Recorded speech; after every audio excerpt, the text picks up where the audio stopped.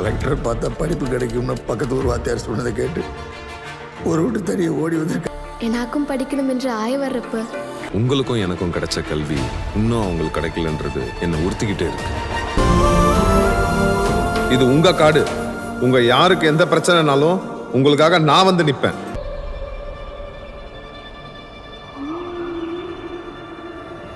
மக்களில் ஒரு ஆள் படிச்சிருந்தாலுமா இச்சேரி நாட வித்லாஞ்சேரி என்கிற நிலைமை வந்திருக்கையா?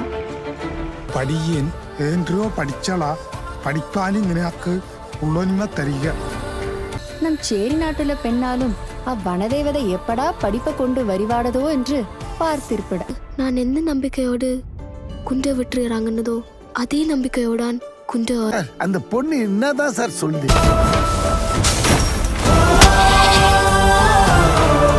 தன் குலசாமியை விட்டு வாழ்ந்த மரபை விட்டு இந்த மண்ணை விட்டு எங்க சார் போவாங்க?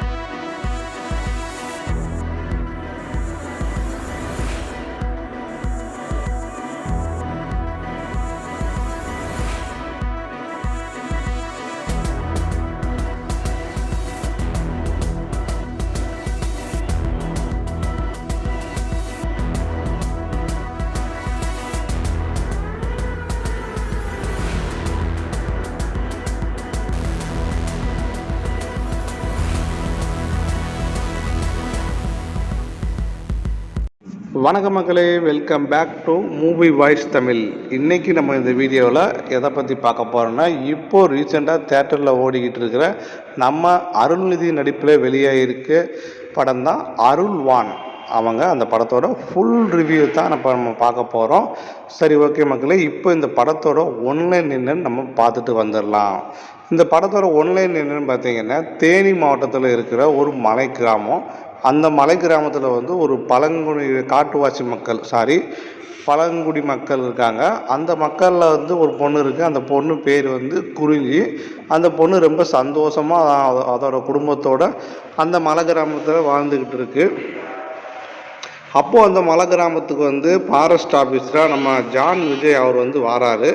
அங்கே இருக்கிற அந்த பழங்குடியின மக்களை அடித்து துரத்திட்டு அந்த இடத்த வந்து ஒரு வெளிநாட்டுக்காரங்களுக்கு விற்றுடலாம் அப்படின்னு சொல்லி அவன் ஒரு பிளான் பண்ணிகிட்டு இருக்காப்புல. அந்த கிராமத்திலே யாருக்குமே எழுத படிக்க தெரியாது. அப்படி எழுத படிக்க தெரியாத அந்த குறிஞ்சிங்கிற அந்த பொண்ணு இருக்குல்ல, அந்த பொண்ணுடைய தாத்தா வந்து நம்ம ஃபாரஸ்ட் ஆஃபீஸரான ஜான் விஜய்கிட்ட போய் ஏமாந்து போகிறாரு. அதுக்கப்புறம் தான் அவர் ஏமாந்தது முக்கிய காரணமே நான் படிக்காதது தான், இனிமேல் நம்ம கூட்டத்தில் யாருமே படிக்கலை, நீயாவது படிக்கணும்னு சொல்லிட்டு தன்னுடைய பேத்திக்கிட்ட, அதாவது இந்த குறிஞ்சி பொண்ணுக்கிட்ட வந்து சத்தியம் வாங்கிடுறாங்க. நீ எப்படியாச்சும் நல்லா படித்து நம்ம மக்களுக்கு விழிப்புணர்வு கொடுக்கணும் அப்படின்னு சொல்லி அந்த பொண்ணுக்கிட்ட சொல்கிறாங்க. நீ பள்ளிக்கூடத்துக்கு போயே ஆகணும் அப்படின்ற மாதிரி அந்த தாத்தா வந்து நம்ம பேத்திக்கிட்ட சத்தியம் வாங்கிட்டு அவர் இறந்து போயிடுறாரு. அதுக்கப்புறம் பார்த்தீங்கன்னா இந்த பொண்ணுக்கு படிப்பு மேலே மிகுந்த ஆர்வம் வந்துடுது. இந்த குறிஞ்சி வந்து பள்ளிக்கூடத்தை தேடி போகிறா. ஆனால் அவங்க கிராமத்தில் இருந்து பள்ளிக்கூடம் கிடையாது. அவங்க கிராமத்தில், அது ஒரு மலை கிராமங்கிறதுனால அங்கே பள்ளிக்கூடமே கிடையாது. கீழே மலையிலேருந்து கீழே இறங்கி போகணுன்னா கிட்டத்தட்ட 15 கிலோமீட்டர் தள்ளி தான் அந்த பள்ளிக்கூடம் இருக்குது. அங்கே வந்து போகணுன்னு சொல்லி முடிவு பண்ணுறாங்க. இப்போ அங்கே இருக்கிற ஒரு ஆசிரியர் வந்து டெய்லி நீ இவ்வளோ தூரமெல்லாம் நடந்து வந்து படிக்க முடியாதுமா, ஏன்னா 15 கிலோமீட்டருங்கிறது எவ்வளோ தூரம், காலையில் சாயந்தரம் போயிட்டு வரவங்களையுமே ஆல்மோஸ்ட் விடிஞ்சு போயிடும். அதனால் நீ என்ன பண்ணுற, நீ நேராக போய் கலெக்டரை போய் மீட் பண்ணு, அவர் வந்து உங்கள் மலை கிராமத்திலே உங்களுக்கு ஒரு ஸ்கூல் கண்டிப்பாக கட்டி கொடுப்பாரு அப்படின்ற மாதிரி அந்த டீச்சர் சொல்கிறாங்க. இந்த டீச்சரோட பேச்சை கேட்டு நம்ம குறிஞ்சிக்கிற அந்த பொண்ணு வந்து இப்போ அந்த மலையை விட்டு கீழே இறங்கி போய் நம்ம கலெக்டரை போய் தேடி போகிறா. இந்த பயணத்தில் கலெக்டரை தேடி போகிறதுக்கப்புறம் இவங்க ஊருக்கு ஸ்கூல் வந்துச்சா, இதுவே ஆசைப்பட்ட மாதிரி நல்லா படித்தாரா இல்லையா, மொத்தத்தில் இந்த ஊருக்கு விடுதலை கிடைச்சிச்சா இல்லையா, விழிப்புணர்வு அந்த மக்களுக்கு வந்துச்சா இல்லையா அப்படிங்கிறது தான் இந்த படத்தோட முழு கதையே வந்து. சரி, ஓகே மக்களே, நீங்கள் இப்போ தான் ஃபஸ்ட் டைம் நம்ம மூவி வாய்ஸ் தமிழ் சேனலுக்கு வரீங்கன்னா மறக்காமல் நம்ம சேனலை சப்ஸ்கிரைப் பண்ணி சப்போர்ட் பண்ணுங்கள். அப்படியே அந்த பெல் ஐக்கனையும் தட்டி விட்டுக்கோங்க. அப்படியே அந்த வீடியோக்கு ஒரு லைக்கையும் கொடுத்துக்கோங்க. சரி, ஓகே, இப்போ நம்ம இந்த படத்தோட முழு கதையை பார்ப்போம். Story by story, scene by scene தெளிவாக நான் உங்களுக்கு இப்போ எக்ஸ்பிளைன் பண்ணுறேன். அந்த மாதிரி நம்ம தெளிவாக பார்ப்போம். வாங்க இப்போ நம்ம போகலாம். படத்தோட ஓப்பனிங் சீன்லேருந்து பார்ப்போம். படத்தோட ஓப்பனிங் சீன் பார்த்தீங்கன்னா பேக்ரவுண்டில் ஒரு குரல் கேட்குது. அவர் வேறு யாரும் கிடையாது, நம்ம ஹீரோ அருள்நிதி இருக்கார்ல, அவரோட வாய்ஸ் தாங்க. அவரோட வாய்ஸ் தான் பின்னாடி அப்படியே ஓட விட்டு பேசுகிறாங்க. அதாவது அவர் என்ன சொல்கிற மாதிரி காட்டுறாங்கன்னா, இந்த மாதிரி பல தலைமுறைகளாக படிப்பே இல்லாத ஒரு கிராமம். இந்த கிராமத்தில் இந்த குறிஞ்சின்னு ஒரு பொண்ணு அவளுடைய விடாப்பொடியில் அந்த கிராமத்துக்கு படிப்பு கொண்டு போய் சேர்ந்ததா, அந்த குறிஞ்சி பொண்ணு தான் என்னுடைய வாழ்க்கையை மாற்றினா, அதோடு அவள் வாழ்ந்த அந்த பழங்குடி கிராமத்தையே மாற்றுறாங்கிற மாதிரி நம்ம குறிஞ்சிங்கிற இந்த பொண்ணுடைய கதையை தான் பார்க்க வந்திருக்க மாதிரி அவர் சொல்லிக்கிட்டு இருக்காரு. அவர் ஓப்பனிங்லேயே சொல்லிட்டாருங்க, நான் ஹீரோ கிடையாது, ஹீரோங்கிறது இந்த குறிஞ்சி பொண்ணு தான், அவளோட வாழ்க்கை வரலாறு தான் நம்ம பார்க்க போகிறோம் அப்படின்னு சொல்லிட்டு இவர் ஓப்பனிங் வாய்ஸ்லேயே கொடுத்துட்டாருங்க. இப்போ சமீபத்தில் ஒரு படம் கூட வந்துச்சு, 100 சாமின்னு சொல்லி நம்ம அண்ணன் விஜய் ஆண்டி நடிச்சிருப்பார். அவர் ஆல்மோஸ்ட் பார்த்தீங்கன்னா அவர் ஹீரோ கிடையாது, அந்த பொண்ணு அந்த ஹீரோயின் சுவாசியை தான் அந்த படத்தில் முக்கியமான ஒரு லீட் ரோல் பண்ணி ஹீரோயின் மாதிரி இருப்பாங்க. அதே மாதிரி தான் இந்த படத்தில் இவர் பண்ணியிருக்காருன்னு நினைக்கிறேன். அதை ஓப்பனிங்லேயே சொல்லிட்டாரு, நான் கிடையாது ஹீரோ, இந்த பொண்ணு தான், இந்த பொண்ணோட வாழ்க்கையை தான் நம்ம பார்க்க போகிறோன்னு அவர் ஓப்பனிங்லேயே சொல்லிட்டாரு. இப்போ அடுத்த சீன், இப்போ ஓப்பனிங் சீனை காட்டுறாங்க. எங்கே பார்த்தா அந்த குறிஞ்சிங்கிற பொண்ணு இருக்குல்ல, அந்த பொண்ணு இருக்கிற அந்த மலை கிராமத்தை தான் காட்டுறாங்க. அந்த கிராமத்தில் சின்ன பொண்ணு ரொம்ப சந்தோஷமாக தான் அம்மா அப்பா கூட வாழ்ந்துட்டு வரா. இவ தாங்க அந்த குறிஞ்சி பொண்ணு. இந்த பொண்ணை தான் ஓப்பனிங்லேயே காட்டுறாங்க. அவருடைய அம்மா அப்பா 2 பேருமே அந்த காட்டை நம்பி தான், அந்த ஊரில் உள்ள எல்லாருமே அந்த காட்டை நம்பி தான் வாழ்ந்துக்கிட்டு மலையில் ரொம்ப ஆபத்தான பகுதியில் போய் தேன் எடுக்கிற வேலை பார்த்துட்டு வராங்க. அவங்க அப்பா அந்த ஆம்பளையாள் எல்லாரும் போய் அங்கே போய் தேன் எடுத்துட்டு வராங்க. அப்படி ஒரு நாள் தேன் எடுக்க போகும்போது நம்ம குறிஞ்சியும் அவரோட அப்பா கூடவே கூட்டிகிட்டு போகிறாரு. போகும்போது நடு காட்டுக்குள்ளே திடீர்னு ஒரு சிறுத்தை வந்தது. அந்த சிறுத்தை இவரோட அப்பா சூப்பராக அதாவது அடித்து ஃபைட் பண்ணுறாரு. சிறுத்தை கூடயே ஃபைட் பண்ணிகிட்டு இருக்காரு. சிறுத்தை கிட்டேருந்து தான் பொண்ணையும் காப்பாற்றிடுறாரு. இந்த பொண்ணு இதை பார்த்ததுமே ரொம்ப பயந்து போயிடுறா. ஆனால் அவங்க அப்பா இங்கே பாருமா குறிஞ்சி, நம்ம காட்டில் இருக்கிற விலங்குகள் நம்மளை எதுவும் பண்ணாது, ஏன்னா நம்ம அவங்கள எதுவும் பண்ணாத வரைக்கும் நமக்கு அவங்க ஒன்றும் பண்ண மாட்டாங்க, எல்லாரும் ஒரு வகையில் நமக்கு சாமி தான், அதனால் நீ அவங்கள பார்த்து பயப்படக்கூடாது அப்படின்னு அந்த பொண்ணோட அப்பா ரொம்ப தைரியம் கொடுத்து தான் பொண்ணை கூட்டிகிட்டு போகிறாரு. இவர் தேனிடக்கூடிய அந்த இடத்துக்கு கூட்டிகிட்டு போய் அங்கே போய் காட்டுறாரு, இங்கே பாரு இந்த இடம் தான், இது எவ்வளோ சூப்பராக இருக்குது பாரு.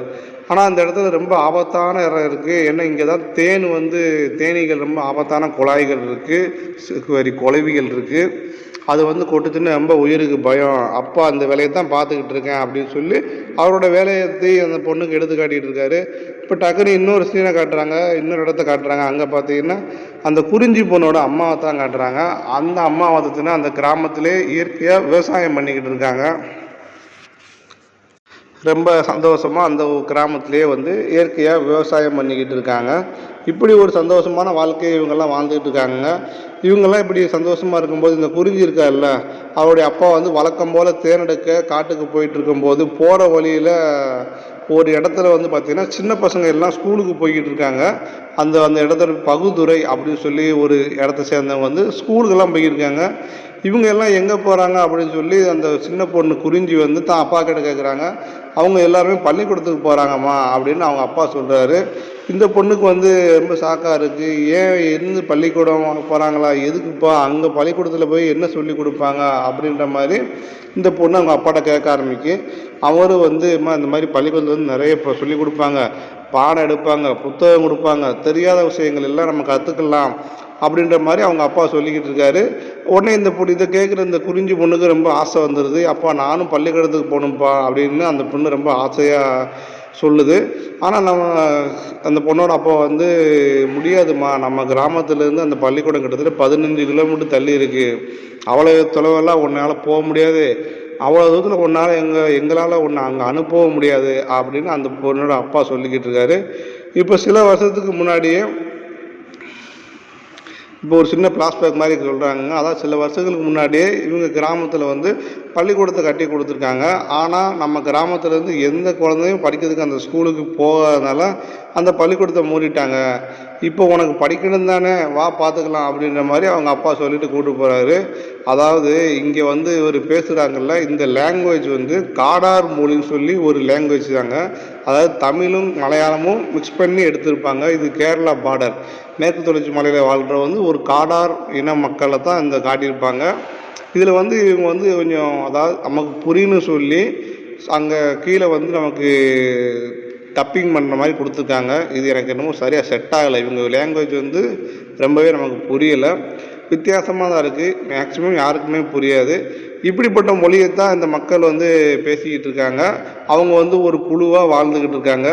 இப்போ இப்படியே இந்த பழங்குடியினத்தை சேர்ந்த 2 பேர் அந்த காட்டிலே ஒரு இடத்துல வேலி போட்டு வச்சுருக்காங்க. அந்த வேலியை தாண்டி ஊருக்குள்ளே போயிட்டு அங்கே ஃபுல்லாக ஏகப்பட்ட மஷ்ரூம் முளைச்சிருக்கு. அதாவது காளான் ஃபுல்லாமே முளைச்சிருக்குங்க. அந்த காளானெல்லாம் எடுத்துருக்கும்போது திடீர்னு பார்த்தீங்கன்னா அந்த இடத்துக்கு அந்த ஃபாரஸ்ட் ஆஃபீஸர் வரான். அவர் வேறு யாரும் இல்லைங்க, நம்ம அண்ணன் ஜான் விஜய் தான். அவர் அங்கே வந்துடுறாரு. அவர் வந்து இந்த மாதிரி காளான் முடிங்கிட்டு இருந்த இந்த பழங்குடியை சேர்ந்த 2 பேரை கூப்பிட்டு, ஏன்டா உங்களுக்கு எத்தனை முறை சொல்லியிருக்கேன் அந்த வேலையை தாண்டி போகக்கூடாதுன்னு சொல்லி அவர் வந்து வைராரு. நீங்கள் வேலையை தாண்டி போனது மட்டும் இல்லாமல் காளானை வேற திருடுறீங்களா அப்படின்ற மாதிரி போட்டு அடி வெளுத்துக்கிட்டு இருக்காரு.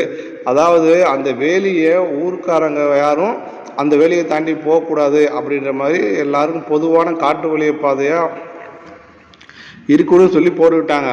ஆனால் இவர் என்ன பண்ணாருன்னா, இந்த வேலையை வந்து வெளிநாட்டுக்காரங்களுக்கு மட்டுமே இந்த மாதிரி இவருக்கு பணம் தேவைப்படும்ல, அந்த பணத்துக்காக அந்த வேலையை வந்து ஒரு ப்ரைவேட் ஏரியாவாக மாற்றி வச்சுருக்காரு. அதாவது வெளிநாட்டுக்காரங்களுக்காக மட்டுமே இவர் வேலை பார்க்குறான் அப்படின்ற மாதிரி இந்த ஜான் விஜய் இருக்கார். இந்த ஊருக்காரங்க யாருமே அந்த வழியாக போகக்கூடாத மாதிரி எல்லாரையும் அடித்து மிரட்டி வச்சுருக்கான். ஏன்னா அந்த இடத்துல பார்த்திங்கன்னா வெள்ளைக்காரங்க எல்லாரும் அந்த போதை தரக்கூடிய அந்த மஷ்ரூம் காளான் இருக்குல்ல, அதை வந்து விளைய வச்சுருக்காங்க. ஆமாங்க, இது சாதாரண காளான் கிடையாது, இதெல்லாம் போதை காளான். இந்த போதை காளான் சொல்லி மஷ்ரூம் காளான் இருக்கும்ல, அந்த இதை விளைய வச்சுக்கிட்டு இருக்காங்க.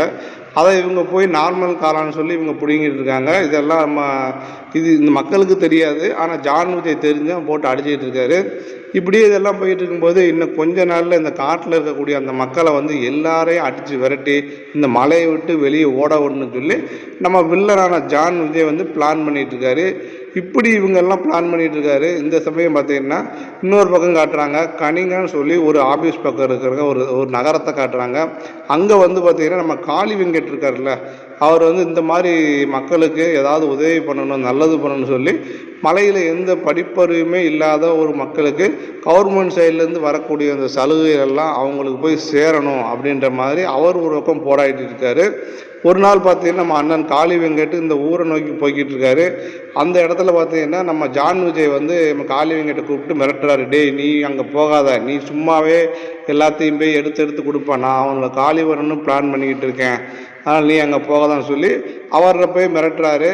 ஆனால் அவர் வந்து இந்த ஊருக்காரங்களுக்கு நான் நல்லது பண்ணியே தீருவேன் அப்படின்னு சொல்லிட்டு அந்த மக்களோட மைண்டை மாற்றி ஒரு நாள் அது நம்ம ஜான் விஜய் சொல்கிறாரு, இங்கே பாரு, நான் அந்த மக்களோட மைண்டை மாற்றி ஒரு நாள் இந்த மலையை விட்டு நான் இறக்காமல் விட மாட்டேன் அப்படின்ற மாதிரி நம்ம ஜான் விஜய் வந்து நம்ம காளியை வெங்கட்ட மிரட்டிக்கிட்டு இருக்காரு. இப்போ பார்த்தீங்கன்னா காலங்காலமாக அந்த மலையிலே வாழ்கிறாங்க, அவங்களெல்லாம் ஒன்றுமே பண்ண முடியாதுன்னு சொல்லி நம்ம காளி வெங்கட் ரொம்ப நக்கலாக சொல்லிக்கிட்டு இருக்காரு. அப்படி நீ அவங்கள ஏதாவது பண்ண நினச்சா அவங்களுக்கு ஏதாவது ஒன்றுனா கண்டிப்பாக நான் வந்து நிற்பேன் அப்படின்னு நம்ம காளி வெங்கட் ரொம்ப தைரியமாக பேசிக்கிட்டு போயிடுறாரு.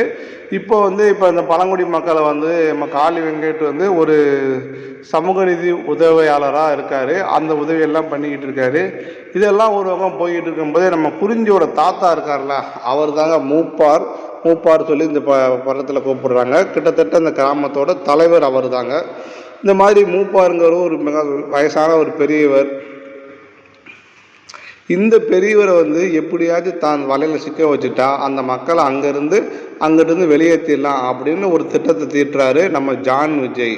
அவனோட திட்டம் என்னென்னா, இந்த மாதிரி ஒரு நாள் மூப்பார் காட்டு வழியாக போய்கிட்டு இருக்கும்போது திடீர்னு ஒரு வெடி சத்தம் கேட்குது. எங்கேருந்து அந்த சத்தம் கேட்குதுன்னு சொல்லிட்டு வேகமாக அந்த பெரியவர் காட்டுக்குள்ளே ஓடி போய் பார்க்காரு. உள்ளே போய் பார்த்தா ஒரு மான் செத்து கிடக்கு. பக்கத்துலேயே நம்ம வில்லன் ஜான் விஜய் நின்றுட்டு இருக்காரு. ஆக்சுவலாக பார்த்தீங்கன்னா அவன் தான் அந்த மானை சுட்டு கொண்டு இருப்பான். ஆனால் அந்த பெரியரை பார்த்தது, டேய் மூப்பரே நீ தான் மானை வேட்டையாடுறா அப்படின்னு சொல்லி அவரை போய் அப்படியே மேலே கேஸை மாற்றி போட்டு அவரை அதட்டி கேட்குறான். ஆனால் அவர் வந்து, ஐயா நாங்கள் இந்த காட்டுடைய மிருகங்களை கடவுளாக பார்க்குறோம், நாங்கள் எப்படியா அதை வேட்டையாடுவோம், இங்கே இருக்கிற சிங்கம் புலி மான் எல்லாமே வந்து எங்களுக்கு சாமி மாதிரி, நாங்கள் எதுவும் பண்ண மாட்டோம், எங்களுக்கு இந்த காடு எவ்வளவோ கொடுத்துருக்கு, நாங்கள் இந்த மாதிரி மிருகங்களை வேட்டையாடி தான் சாப்பிட்ணுன்னு எங்களுக்கு அவசியம் கிடையாது அப்படின்னு அவர் ரொம்ப நேர்மையாக பேசிக்கிட்டு இருக்காரு. சரி ஓகே நீ வேட்டையாடல விடு, ஆனால் இந்த இடத்துல இப்போ நீ மட்டும்தானே இருக்க, உனக்கும் இதுக்கு எந்த சம்பந்தம் இல்லை அப்படின்னு சொல்லி எழுதி கொடுத்துட்டு போ அப்படின்ற மாதிரி அவர் தன்னுடைய கேம்புக்கு கூப்பிட்டு போய் அங்கே போய் ஒரு வெள்ளை பேப்பரை எடுத்து இதில் வந்து ஒரு கையெழுத்து போடு அப்படின்னு சொல்கிறாரு. ஆனால் இவங்களுக்கு தான் கையெழுத்து போடவே தெரியாதே, படிப்பறிவே கிடையாது. அதனால் அந்த பெரியவர் சொல்கிறாரு, சரி போட விடுறா அப்படின்னு நம்ம ஜான் விஜய் சொல்லிட்டு ஒரு கை நாட்டை வச்சுட்டு போ அப்படின்னு சொல்லிட்டு நம்ம இவர் கேட்காரு ஜான் விஜய். சரி ஓகேன்னு சொல்லிட்டு அவரும் அந்த பெரியவரும் அந்த மூப்பா இருக்கிற அந்த பெரிய அந்த கிராமத்தோட தலைவரும் வந்து ஒரு கை நாட்டை வச்சுட்டு அங்கேருந்து போயிடுறாரு. ஆக்சுவலாக இங்கே என்னாச்சு பார்த்தீங்கன்னா, நம்ம ஜான் விஜய் இருக்கார்ல, அவர் வந்து ஒரு பெரிய ஒரு ஏமாற்றிட்டாருங்க, ஒரு பெரிய ஃபோர்ஜரி பண்ணி அந்த இடத்துலையே வந்து அந்த இடத்த ஏமாற்றி கை நாட்டு வாங்கி தான் இது பண்ணிட்டாரு, பத்திரத்தில் கை நாட்டு வாங்கியிருக்கான். அப்போ அடுத்த நாளே பார்த்தீங்கன்னா அங்கே வந்து கிராமத்தில் சில பேர் வந்து அவங்க நிலத்தை வந்து அளந்துக்கிட்டு இருப்பாங்க. இது எல்லாம் நம்ம குறிஞ்சி இருக்காங்கல்ல, அந்த சின்ன பொண்ணு அப்பாவை போய் ஓடி போய் கேட்காரு, நீங்கள் யாருடா இங்கே வந்து ஏன் இடத்துல என்னடா பண்ணிக்கிட்டு இருக்கீங்க அப்படின்னு அவர் கேட்பாரு. அப்போ அந்த ஊர் தலைவர் இருக்கார்ல மூப்பார், அவர் தான் என்கிட்ட வந்து கட்டுக்கட்டாக பணத்தை வாங்கிட்டு இந்த மொத்த ஊரையும் காலி பண்ணி கொடுக்குறதா சொல்லியிருக்காரு, நீங்கள்லாம் இன்னும் கிளம்பலையா அப்படின்ற மாதிரி நம்ம வில்லன் ஜான் விஜய் வந்து கேட்காரு. என்னடா சொல்கிற, எங்கள் தலைவர் மூப்பார் அப்படிலாம் பண்ண மாட்டார், அதுக்கெல்லாம் வாய்ப்பே கிடையாது அப்படின்ற மாதிரி அவர் பேசிக்கிட்டு இருக்கும்போதே இப்போ அந்த இடத்துக்கு நம்ம மூப்பார் வந்துடுறாரு. சார் நீங்கள் என்ன சொல்கிறீங்க, என்னமோ சொல்கிறீங்களே, இப்படிலாம் நான் என்னைக்கு பண்ணேன், நான் இன்னைக்கு உங்கள்கிட்ட காசு வாங்கினேன் அப்படின்ற மாதிரி அவர் சொல்லும்போது, ஓ பெரியவரே நீ தானே கை நீட்டி காசை வாங்கிட்டு இப்போ போய் சொல்கிறியா, பார்த்தியா இங்கே பாரு பத்திரத்தில் கை நாட்டெலாம் வச்சு கொடுத்துருக்க, ஒழுங்கு ஒட்டுமொத்த ஊரையும் காலி பண்ணி போறியா இல்லை நடக்கிறதே வேற அப்படின்ற மாதிரி அவர் ஒரு பக்கம் மிரட்ட ஆரம்பிக்காரு. இவருக்கு ஒன்றுமே புரிய மாட்டேங்கிற நம்ம மூப்பார் பெரியவருக்கு. சரி இதெல்லாம் நடந்துட்டு இருக்கும்போது இந்த ஊர்க்காரங்க எல்லாம் சேர்ந்து இந்த மூப்பார் மேலே வந்து நம்பிக்கை இல்லாமல் தான் இருக்காங்க. ஏன்னா தலைவரே உங்களை தான் நாங்கள் ரொம்ப நம்பிட்டு இருந்தோம், இப்போ நீங்கள்லாம் எங்களை வந்து விற்றுட்டீங்களா, ஆஃப்டர் ஆல் ஒரு காசுக்காக எங்களை விற்றுக்கிட்டீங்களா அப்படின்னு சொல்லி ரொம்ப ஃபீல் பண்ணி பேசிக்கிட்டு இருக்காங்க. ஆனால் இந்த இடத்துல நம்ம மூப்பார் வந்து ரொம்ப எமோஷ்னல் ஆகி ஒரு மாதிரி ஃபீலிங் ஆகிடும். ஏன்னா இத்தனை நாளாக அந்த கிராமத்துக்காகவே வாழ்ந்துட்டு இருக்க ஒரு மனுஷன் திடீர்னு அந்த கிராமத்தில் உள்ள மக்களே இப்படி நம்மளை சொல்லிட்டாங்கன்னு சொல்லி அவர் பயங்கரமாக வருத்தப்படுறாரு. அன்னைக்கு நைட்டு பார்த்தீங்கன்னா அந்த பேத்தி இருக்கல அந்த குறிஞ்சி பொண்ணை கூப்பிட்டு, இங்கே பாருமா நான் எந்த தப்பும் பண்ணலை, தாத்தா ரொம்ப நல்ல பையன், நீயாச்சும் நம்புறியா அப்படின்னு கேட்பாரு. அந்த ஆஃபீஸர் தான் எனக்கு எழுத படிக்க தெரியாதுன்னு தெரிஞ்சுக்கிட்டு எனக்கு கை நாடு கேட்டான், நானும் அந்த மான கொள்ளலன்னு சொல்லி தான் கை நாட்டு வச்சுட்டு வந்தேன், ஆனால் நான் ஏமாற்றிட்டான். இந்த நிலைமையை நம்ம ஊருக்காரங்க வந்து புரிஞ்சிக்க மாட்டேங்காங்க. ஆனால் என்னோட நிலைமை மாதிரி இனிமேல் நம்ம ஊரில் யாருக்கும் வரக்கூடாது, நீ இனிமேல் இந்த மாதிரி படிக்கணும், போய் எனக்கு தான் படிக்க தெரியாமல் நான் ஏமாந்து கை நாட்டு வச்சுட்டேன், நீயாவது நல்லா போய் படித்து பள்ளிக்கூடத்து போய் படிக்க ஆரம்பி, அப்படி படிக்க ஆரம்பித்ததுக்கப்புறம் நம்ம ஊருக்காரங்களுக்கு படிப்பை சொல்லிக் கொடு, அவங்களையும் பள்ளிக்கூடத்தை சேர்த்து விடு அப்படின்ற மாதிரி அந்த பெரியவர் வந்து நம்ம மூப்பார் இருக்கார்ல, அவர் வந்து நான் பேத்திக்கிட்ட குறிஞ்சிக்கிட்ட வந்து சத்தியம் வாங்குறாரு. இப்போ மறுநாள் காலையில் பார்த்தீங்கன்னா இந்த கட்டை வரல தான் சத்தியம் வாங்கினு சொல்லிட்டு அவர் அந்த கட்டை வரலே அறுத்துக்கிடுறாரு. அடுத்த நாள் காலையில் தன்னோட கட்டை வரலே அறுத்துக்கிட்டு அவமானம் தாங்காமல் செத்தும் போயிறாரு. ஏன்னா இவ்வளோ நாள் எவ்வளோ அந்த ஊர் மக்கள்லாம் நம்பிக்கை வச்சுருந்தாங்களோ அந்த ஊர் மக்களை வந்து இப்போது தன்னை இப்படி சொல்லிட்டாங்களே சொல்லி அவர் ரொம்ப வருத்தப்பட்டு இந்த கட்டவர் இருந்தால் தானே அந்த நிலம் அவனுக்கு சொந்தமாகும் அப்படின்னு முடிவு பண்ணி அந்த கட்டவரிலே வெட்டிட்டு அவர் இறந்து போயிடுறாரு. அவ்வளோதாங்க. அந்த பெரியவர் இருக்கார்ல மூப்பார், அதாவது இந்த பொண்ணோட அவர் தாத்தா வந்து இறந்து போயிட்டதால் இந்த குறிஞ்சி வந்து பயங்கரமாக கோவப்படுது. இந்த தாத்தாவோட இறப்பு வந்து இந்த குறிஞ்சிக்கு வந்து பெரிய பாதிப்பை உண்டாக்குது.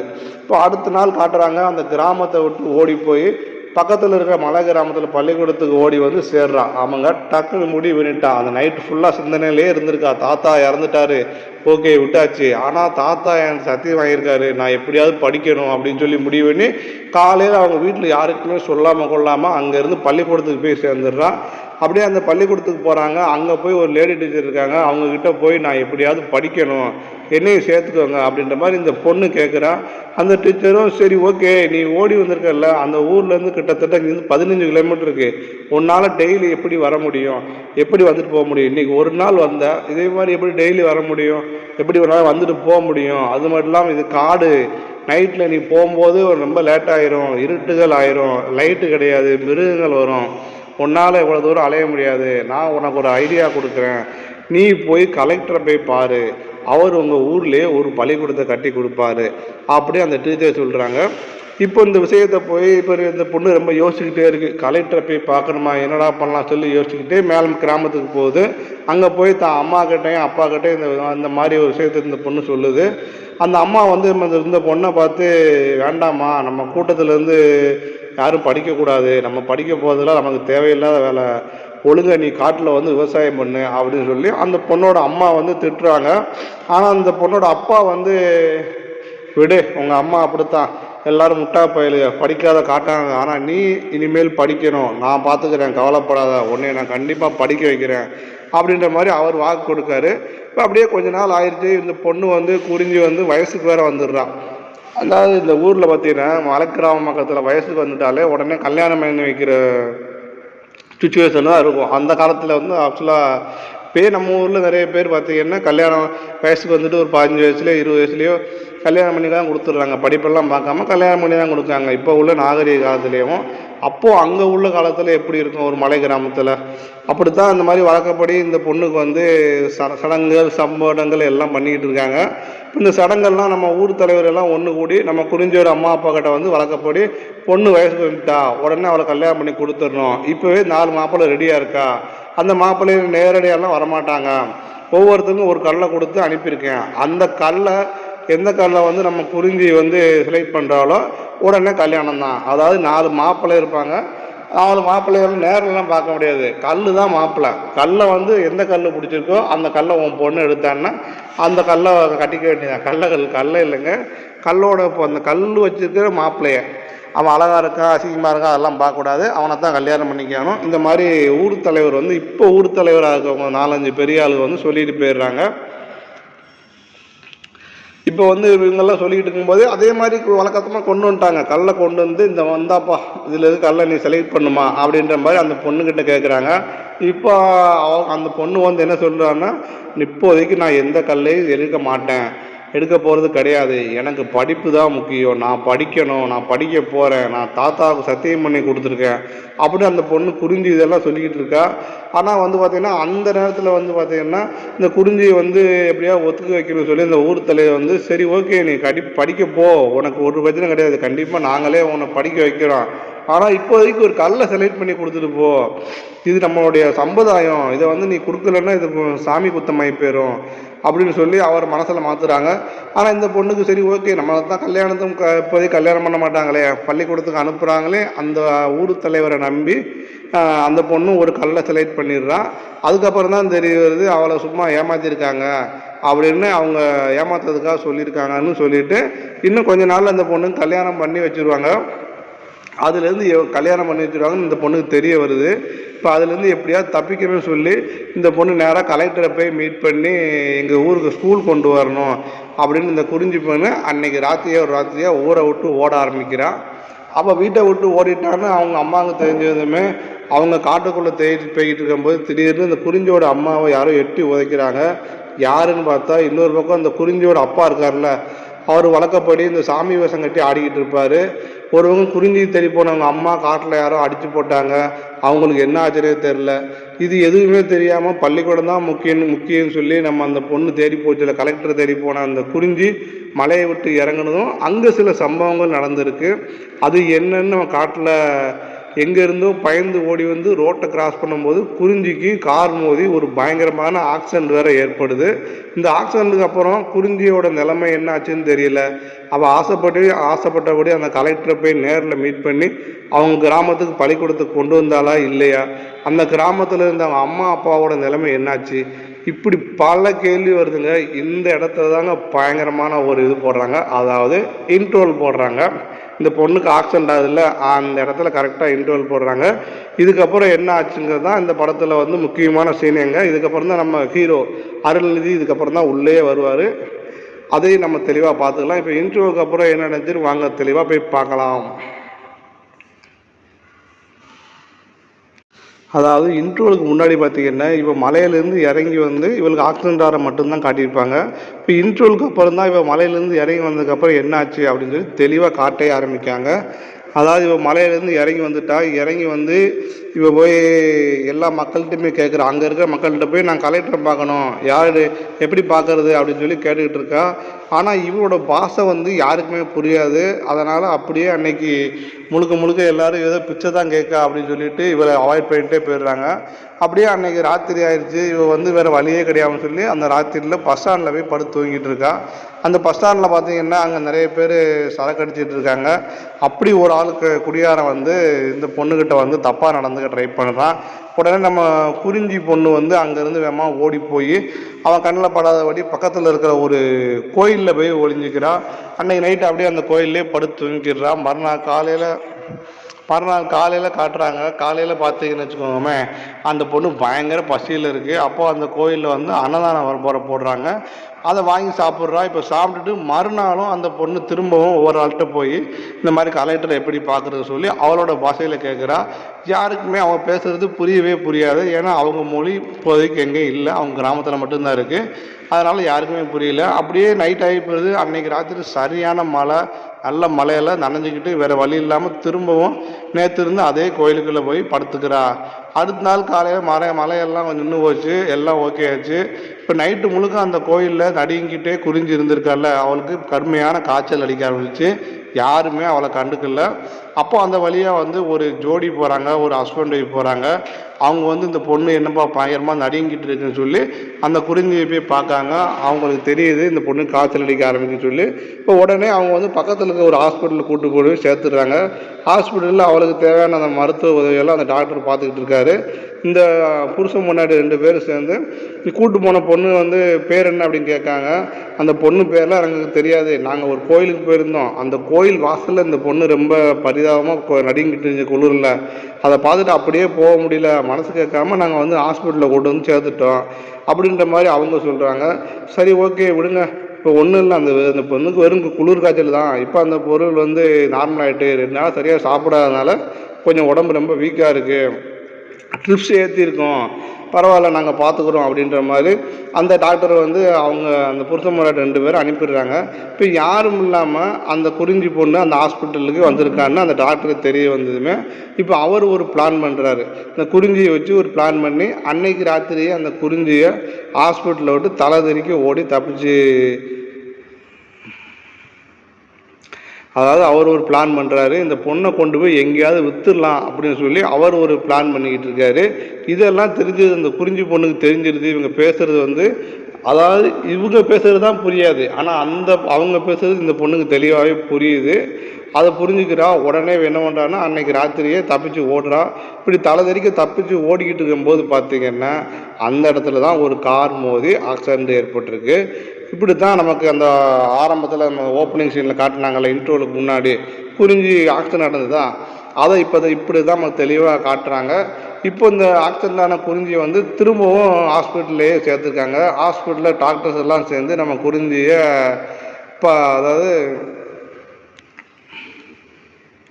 இப்போ இந்த பொண்ணை கொண்டு போய் திரும்பவும் ஹாஸ்பிட்டலில் சேர்த்துடுறாங்க. இன்னொரு ஹாஸ்பிட்டலில் சேர்க்குறாங்க. அந்த இடத்துல போய் இந்த பொண்ணை வந்து அப்படியே கஷ்டப்பட்டு காப்பாற்றிடுறாங்க, உயிரை காப்பாற்றிடுறாங்க.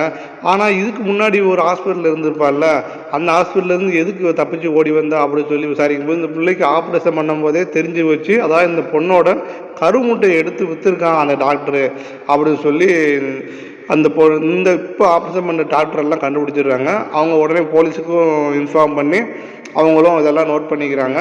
இப்போ இதுக்கு வர இந்த பொண்ணு குறிஞ்சி வந்து கண்ணை திறந்துடுறா. கண்ணை திறந்த உடனே அவள் வந்து அவளோட மொழியில், அந்த காடார் மொழியில் வந்து பேசிக்கிட்டு இருக்கா. அது யாருக்குமே புரியவும் மாட்டேங்குது.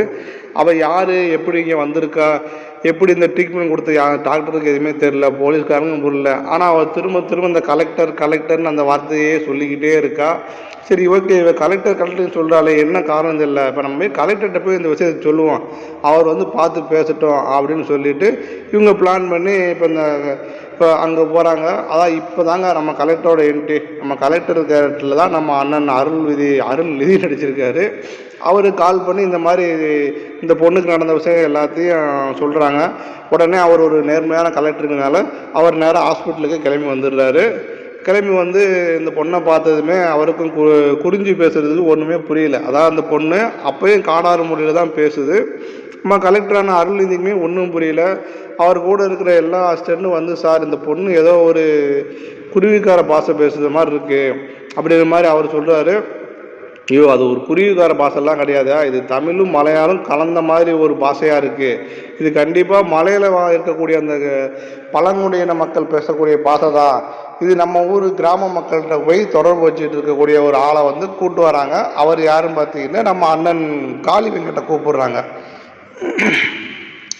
அவர் வந்து இந்த பொண்ணு வந்து பேசுறது புரியும் அப்படின்னு சொல்லி இப்போ காளி வெங்கட்டை வர வைக்கிறாங்க. இப்போ அவர் வந்ததும் நம்ம குறிஞ்சியை பார்த்ததும் கண்டுபிடிச்சிடாரு. சார் இந்த பொண்ணு எனக்கு நல்லாவே தெரியும், இந்த மாதிரி பூங்குடி மேலே ஒரு கிராமம் இருக்குது, அந்த கிராமத்தை சேர்ந்ததான் இந்த பொண்ணு அப்படின்னு சொல்லி அவர் சொல்லிடுறாரு. சரி ஓகே, நீங்களே இந்த பொண்ணை கூட்டிகிட்டு போய் சரி முதல்ல அந்த பொண்ணு என்ன சொல்கிறா அப்படின்னு கேட்டு சொல்லுங்கள் அப்படின்ற மாதிரி நம்ம கலெக்டர் சொல்கிறாரு. இப்போ நம்ம காளி வெங்கட்டும் உள்ளே போய் நம்ம குறிஞ்சியை பார்க்குறாரு. குறிஞ்சி காளி வெங்கட்டை பார்த்ததுமே ரொம்ப சந்தோஷப்படுறா. ஏன்னா இப்போதாவது தனக்கு தெரிஞ்ச முகம் உள்ள ஒருத்தன் பார்க்குறான்னு சொல்லி அந்த பொண்ணு ரொம்ப சந்தோஷப்படுறது. இப்போ அவள் வந்த விஷயத்தை அத்தனையுமே சொல்கிறா. இப்போ காளி வெங்கட்டும் கண் கலங்கிட்டே அந்த கலெக்டர்கிட்ட வந்து, பாவம் சார், இந்த பொண்ணு இந்த கிராமத்தை விட்டு வந்து கீழே வந்தது காரணமே உங்களை நேரில் மீட் பண்ணி எப்படியாவது அவரோட மலை கிராமத்துக்கு ஒரு ஸ்கூல் கட்டி கொடுக்கணும்னுக்காகத்தான் அந்த பொண்ணு வந்திருக்கா. அப்படி வந்த இடத்துல அவள் பல சங்கடங்கள் பல கஷ்டங்களை அனுபவிச்சிருக்கா. எனக்கு அந்த கிராம மக்களை ரொம்ப நல்லாவே தெரியும் சார். காட்டில் இருக்கக்கூடிய பயங்கரமான மிருகங்கள் கூட அவங்க பயப்பட மாட்டாங்க. ஆனால் பாவம் இந்த பொண்ணு ஊருக்குள்ளே வந்ததுமே மனுஷங்களை பார்த்தா எனக்கு பயமாக இருக்குன்ற மாதிரி சொல்கிறா. இவருடைய அம்மா அப்பா 2 பேருமே இறந்துட்டாங்க அப்படின்ற மாதிரி இப்போ காளி வெங்கட் வந்து ஒரு அதிர்ச்சிகரமான ஒரு விஷயத்தை சொல்கிறாருங்க. ஆமாங்க, இந்த குறிஞ்சி பொண்ணோட அம்மா அப்பா 2 பேர் எப்படி இருந்தாங்கன்னா, இப்போ அப்படியே ஒரு பிளாஸ்பேக் காட்டுறாங்க. அன்னைக்கு அந்த ராத்திரியில் அந்த பொண்ணு வந்து ஊரை விட்டு ஓடி வந்ததுமே குறிஞ்சியை தேடி அவளோட அம்மா அப்பா 2 பேருமே காட்டுக்குள்ளே தேடி போகும்போது திடீர்னு அந்த இடத்துல கொடூரமான நம்ம அண்ணன் ஜான்விஜி இருக்கார்ல, அவர் என்ட்ரி கொடுத்து குறிஞ்சியோட அம்மாவை போட்டு கொலவேரில் அடிச்சிருக்கான்.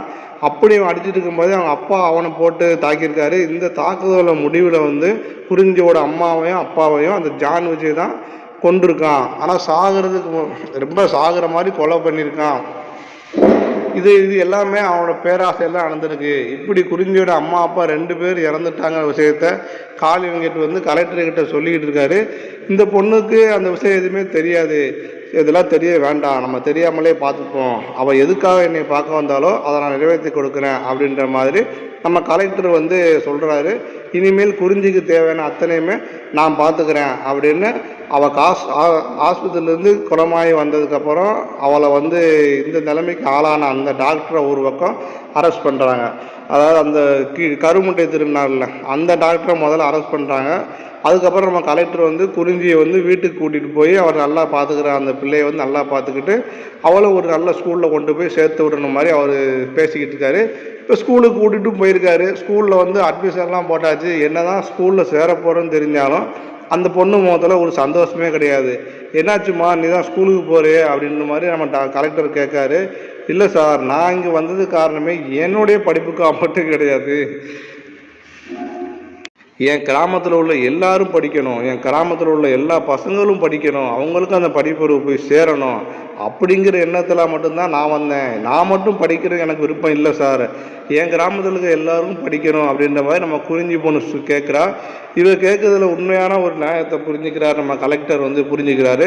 சரி ஓகே, உடனடியாக நம்ம குறிஞ்சியோட மலை கிராமத்தில் ஸ்கூல் கட்டுறதுக்கான ஏற்பாடுகள் ஆரம்பிக்கணும் அப்படின்னு சொல்லி அவர் முடிவு பண்ணுறாரு. இப்போ நிறைய ஆஃபீஸர்ஸ்லாம் அங்கே வந்து அந்த கிராமத்துக்கு சரியான போக்குவரத்து இல்லை, அப்படியே அந்த மக்களுக்கு பள்ளிக்கூடம் கட்டி கொடுத்தாலும் யாரும் படிக்க வர மாட்டேங்கிறாங்க அப்படின்னு அவங்கெல்லாம் ஒரு சாக்கு போக்கெல்லாம் சொல்லிக்கிட்டே இருக்காங்க. தவிர யாருமே அங்கே வந்து உண்மையாக பேச மாட்டேங்காங்க.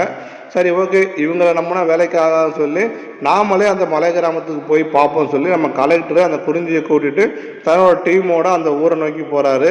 அப்படி போகிற வழியில் பார்த்தீங்கன்னு வச்சுக்கோங்க, இந்த கலெக்டர் இருக்கார்ல, அந்த குறிஞ்சி வந்து கலெக்டருக்கு நிறைய விஷயங்கள் கற்றுக் கொடுக்குறா. போகிற வழியில் ஒரு மரம் நிறைய பழங்களாக இருக்குது. பசிக்குதுன்னு கலெக்டர் கூட இருந்த நபருக்கு போயிட்டு பழம் பறிக்க போகும்போது எட்டக்கூடிய தூரத்தில் இருக்க பழம் வந்து யானைக்கானது, மரத்தை மேலே சுற்றி இருக்கிற பழம் வந்து பறவைக்கானது, மரத்தில் மறைஞ்சிட்டு இருக்கு, அதாவது மரத்துக்கு நடுவில் இருக்க பார்த்தீங்களா உள்ளே ஒளிஞ்சிட்டு இருக்க பழம் தான் நமக்கானது. யானை வந்து தும்பிக்கை வச்சு அது எட்டுற அளவுக்கு பிடிச்சி சாப்பிட்டு போயிடும், அதை நம்ம தொடக்கூடாது. அதுக்கப்புறம் பறவை வந்து அது உயரத்திலிருந்து கீழே இறங்கி வராது, அது மேலே இருந்து சாப்பிட்டு போயிடும். நம்ம நடுவில் உள்ள பழத்தை மட்டும்தான் நம்ம எடுக்கணும், இது இயற்கையோட இயற்கையாக இப்படித்தான் இருக்கணும் அப்படின்னு சொல்லி அந்த பொண்ணு வந்து சொல்லி கொடுக்குதுங்க. இப்படித்தான் மக்கள் எல்லாம் அங்கே இயற்கையாக வாழ்ந்துக்கிட்டு இருக்காங்கன்னு அந்த குறிஞ்சி பொண்ணு வந்து அவங்களுக்கெல்லாம் அழகாக புரிய வைக்கிறா. இப்போ மட்டும் எப்படி புரிய வைக்கிறான்னு தெரியல. இதுக்கு முன்னாடி கலெக்டர்னு சொல்லும்போது எவனுக்கும் புரியல, ஆனால் இப்போ மட்டும் புரியுது. என்ன கொடுமைடா இது. இப்போ இவங்க அப்படியே அந்த கிராமத்தை நோக்கி போய்கிட்டு இருக்காங்க. போகிற வழியில் இன்னொரு பெரியவர் வந்து 2 குழந்தைகளை கஷ்டப்பட்டு ஒரு மோசமான பாதை வழியாக அந்த 15 கிலோமீட்டர் தள்ளி இருக்கிற அந்த ஸ்கூலில் கொண்டு போய் சேர்த்து விடுறதுக்காக அந்த பசங்களை கூட்டிகிட்டு போய்கிட்டு இருக்காரு. இதை பார்த்து அந்த கலெக்டர் வந்து, ஏன் நீங்கள் இந்த பாதையில் போகிறீங்க, வேறு பாதை கிடையாதா அப்படின்னு கேட்காரு. இருக்குங்க, வேறு ஒரு பாதை இருக்குது, ஆனால் அந்த வழியாக எங்கள் யாரையும் போக விட மாட்டேங்காங்க அப்படின்ற மாதிரி அவர் சொல்கிறாரு. ஓ, அப்போ அது நல்ல பாதை இருந்தும் அந்த வழியாக அவங்கள போக மாட்டேங்கிறாங்களா, வாங்க அந்த பாதை எது அப்படின்னு சொல்லி எங்களை என்கிட்ட காட்டுங்க சொல்லி நம்ம கலெக்டர் போய் பார்க்குறாரு.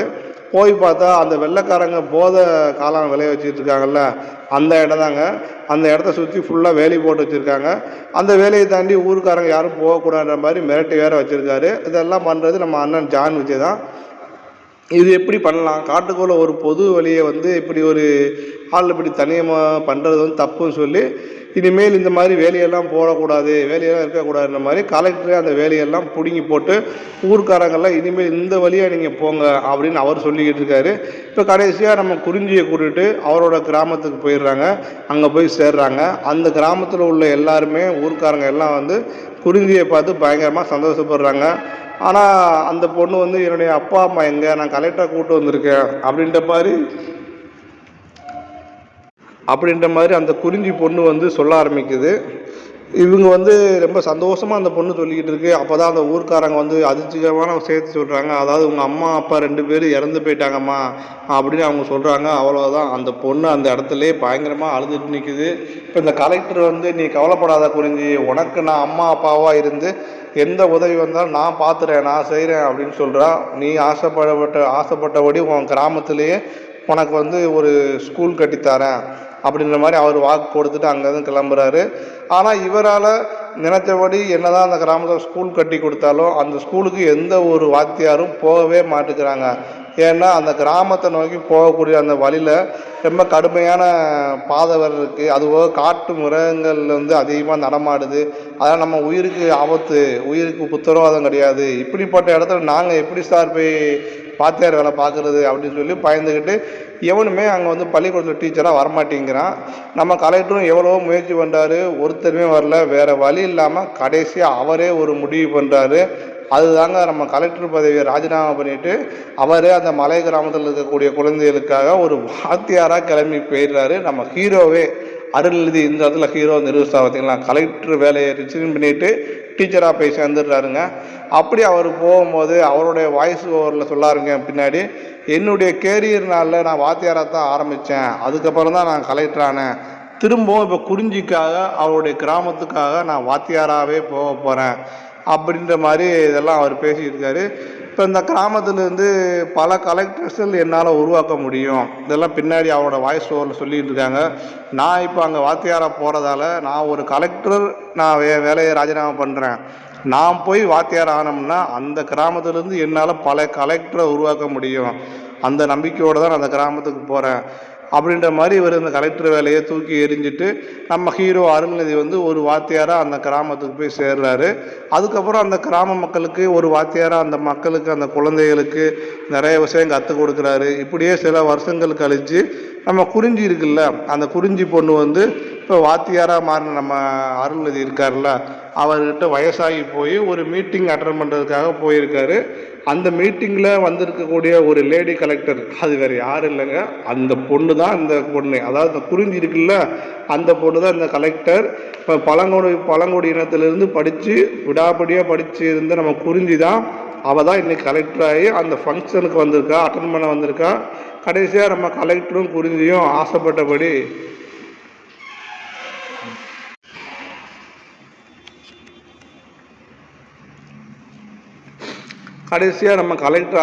நம்ம குறிஞ்சியும் அந்த கிராமத்துக்கு குறிஞ்சியும் ஆசைப்பட்டபடி அவங்களுடைய கிராமத்துக்கு கல்வி போய் சேர்ந்துருச்சு அப்படின்னு சொல்லி இந்த படத்தை வந்து அப்படியே முடிக்கிறாங்க.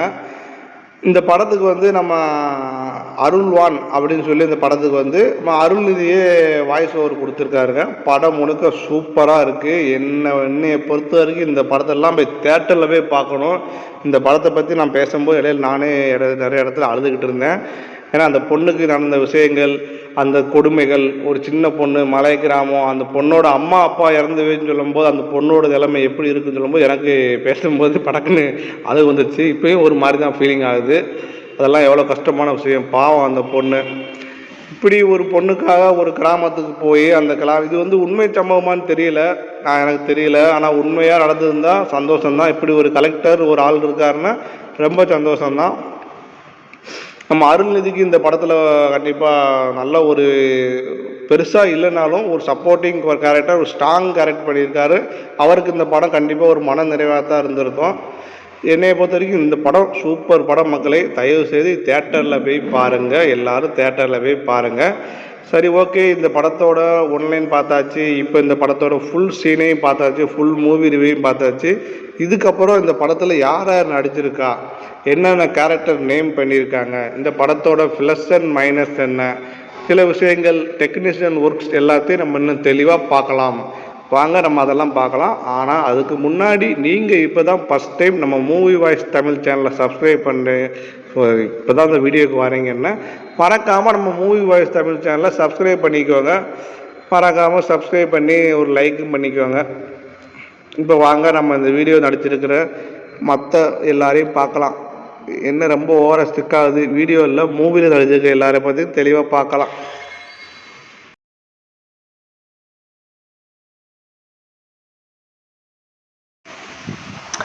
வணக்கம் மக்களே, welcome back to movie voice Tamil.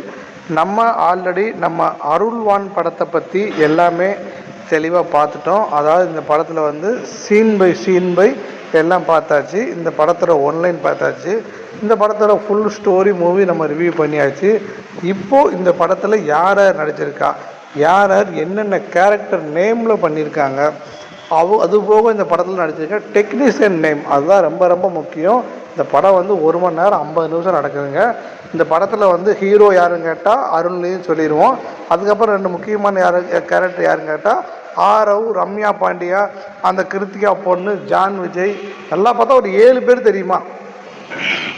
2 மணி நேர படத்தில் நமக்கு அதிகபட்சம் தெரிய வேண்டிய ஒரு மனுஷங்கள் வந்து வெறும் 7 பேர் தான் தெரியுது. என்னால் அதை ஏற்றுக்க முடியாதுங்க. இந்த படத்துக்கு பின்னாடி கிட்டத்தட்ட ஒரு 100-150 மக்களோட உழைப்பு இருக்குது. அதில் இப்போ 100 பேர் இருக்காங்க, ஒத்துக்கிறேன். அவங்க எல்லாரையும் சொல்ல முடியாது. ஆனால் அந்த 100 பேரில் 10 பேர் முக்கியமான ஆள். ஸ்டண்ட் மாஸ்டர், ஆடை master, makeup man, cameraman, editor, music director, fight master, இப்படி பல விதங்கள், பல டெக்னீஷியன்கள், அவங்களுக்கு கீழே தயாரிப்பாளர், ஹீரோ, அவங்கள தாண்டி இன்னும் நிறைய பேர் இருக்காங்க. அதை பற்றி நம்ம இன்னும் தெளிவாக பார்ப்போம். அப்படி நம்ம இப்போ தான் பார்க்க போகிறோம். வாங்க இப்போ தான் நம்ம ஃபஸ்ட்டு இந்த வீடியோக்குள்ளே போகலாம். அதாவது இந்த டெக்னீஷியனை பற்றி நம்ம பார்க்க போவோம். அதுக்கு முன்னாடி நீங்கள் இப்போ தான் ஃபஸ்ட் டைம் நம்ம மூவி வாய்ஸ் தமிழ் சேனலுக்கு வரீங்கன்னா மறக்காமல் சப்ஸ்கிரைப் பண்ணிக்கோங்க. இப்போ இந்த அருள்வான் படம் இருக்குல்ல, இந்த படத்தோட டைரக்டர் வந்து கணேஷ் விநாயகன். இவர் வந்து ஏற்கனவே நம்ம அருள்நிதியை வச்சு ஒரு படம் பண்ணியிருக்காரு. ஆமாங்க, நம்ம டைரக்டர் கணேஷ் விநாயகன் இருக்கார்ல, அவர் வந்து நம்ம அருள்நிதி கூட வந்து ஆல்ரெடி ஒரு படம் பண்ணியிருக்காருங்க. அந்த படத்தோட பேர் வந்து தகராறு. நம்ம அருள்நிதிக்கு வந்து அது 5வது படம். தகராறு படம் வந்து ஒரு ஃபுல் ஆக்ஷன் மூவி. மதுரையை ஃபுல்லாக மையமாக வச்சு 4 ஃப்ரெண்ட்ஸு, அவங்க திருடங்க, அது ஒரு கேங் வார் மாதிரி மாறி அந்த படமே ஒரு வித்தியாசமான படமாக இருக்கும். அந்த 4 படத்தில் யார் ஹீரோன்னு கேட்டால் யாருக்குமே தெரியாது. ஏன்னா 4 பேருமே நல்லா ஒரு சூப்பர் பெர்ஃபார்ம் பண்ணியிருப்பாங்க. நம்ம சுனேனா அக்கா தான் ஹீரோயின் பண்ணியிருப்பாங்க. அவங்களும் ஒரு சூப்பர் பெர்ஃபார்மன்ஸ். படம் முழுக்க இருக்கிற எல்லாருமே வந்து அருமையான ஒரு கேரக்டர் கொடுத்து சூப்பராக அந்த படம் எடுத்திருப்பார். அப்படி ஒரு டைரக்டர் கணேஷ் விநாயகன் எடுத்த படம் தான் இந்த படமான்னு கேட்டால் நம்பவே முடியல. இவர் வந்து ஃபுல்லாமே ஒரு கமர்ஷியல் டைரக்டர் தான் எல்லாம் எடுத்துகிட்டு இருந்தாங்க. ஒரு என்டர்டெயின்மெண்ட் டைரக்டர், மசாலா டைரக்டர். ஏன்னா இவர் அடுத்த படம் கூட வீர சிவாஜின்னு ஒரு படம் எடுத்தார் நம்ம அண்ணன் விக்ரம் பரோவை வச்சு. அந்த படம் பார்த்தீங்கன்னா அதுவும் ஆல்மோஸ்ட் ஃபுல்லாமே ஒரு மசாலா மூவி தாங்க. ஹீரோ படத்தை மறந்துடுவார். இப்படி ஒரு கான்செப்டை வச்சு அந்த கான்செப்டை வச்சு அந்த படத்தை எடுத்திருப்பார். அதுவும் ஒரு மசாலா மூவி, ஒரு என்டர்டெயின்மெண்ட் மூவியை மட்டும் தான் எடுத்தாருங்க. இப்படி 2 படம் ஒரே commercial movie, entertainment movie, masala மூவின்னு சொல்லி எடுத்துக்கிட்டு இருந்த மனுஷனுக்கு திடீர்னு என்ன தெரியல 3வது படம் எடுத்தார். தேன் ஒரு படம் பேர் தேன். அருமையான படம். இப்படி ஒரு மலை கிராமவாசி மக்களுக்கு நடுவில் அந்த தேனுங்கிற படம் வந்து அருமையாக இருந்துச்சுங்க. விமர்சன ரீதியாக பயங்கரமான பாராட்டு படுச்சு. வசூல் ரீதியாக கொஞ்சம் ஃப்ளாப் ஆயிடுச்சு. இப்படி ஒரு நல்ல படத்தை எடுக்கணும் முடிவு பண்ண டைரக்டருக்கு மிகப்பெரிய பாராட்டுகள். ஏன்னா 2 படம் வேறு ரகம், அடுத்த படம் வேறு ரகம், அப்படியே மாறிட்டார். இப்படி ஒரு ரகத்தை கொடுத்த எது தைரியம் வேணும். 2 படம் எடுத்திருக்கோம், அதில் தகராறு நல்ல ஒரு நார்மலான ஹிட்டு. வீர சிவாஜி ஒரு ஃப்ளாப்பு. இப்போ அடுத்த படம் வந்து நான் இப்படி ஒரு மக்கள் வருஷங்களை பற்றி நான் எடுக்க போகிறேன், இது வந்து ஒரு இயற்பியல் ஒரு இயற்கை மூவின்னு சொல்லி எடுத்தேன்னா யாரும் பார்க்க வரல. தேட்டருக்கு ஒரு ஆள் வரல. படம் வந்து தேட்டரில் நஷ்டம், ஃப்ளாப்பு. ஓடிடியில் வந்ததுக்கப்புறம் கொஞ்சம் பேச ஆரம்பிச்சிச்சு. இந்த படத்தை பற்றி எல்லோரும் பேசினாங்க. கொஞ்சம் ஓரளவுக்கு வெளியே தெரிய ஆரம்பிச்சிச்சு. நம்ம அண்ணன் நாம் தமிழர் கட்சி சீமான் அவர்களை வந்து நம்ம டைரக்டர் கணேஷ் விநாயகனை கூப்பிட்டு பாராட்டினார். அருமையான மூவி சொல்லி பாராட்டு போயிருந்தார். அந்த பாராட்டின் ஒரு உத்தேகம் தான் அடுத்த படத்தை எழுதுகிறாருங்க நம்ம அருள்வான்னு சொல்லி. நம்ம அருள்நிதி ஹீரோ கூட இந்த படத்தை தேன் படத்தை பார்த்ததுக்கப்புறம் தான் நம்ம டைரக்டருக்கு கால் பண்ணி உங்கள் படமா சூப்பராக இருக்குன்னு சொல்லி இப்போ நம்மளோட திரும்பி ஒரு படம் பண்ணணும் முடிவு பண்ணி இவங்க 2 பேருக்கும் நம்ம ஹீரோக்காண்டி, அதாவது அவர் அருள்நிதி சொல்கிறாரு நான் உங்கள் கூட படம் பண்ணணுன்னு, ஆனால் டைரக்டர் சொல்கிறாரு நான் அடுத்து எழுதுகிற கதை அதுவும் உண்மை கதை.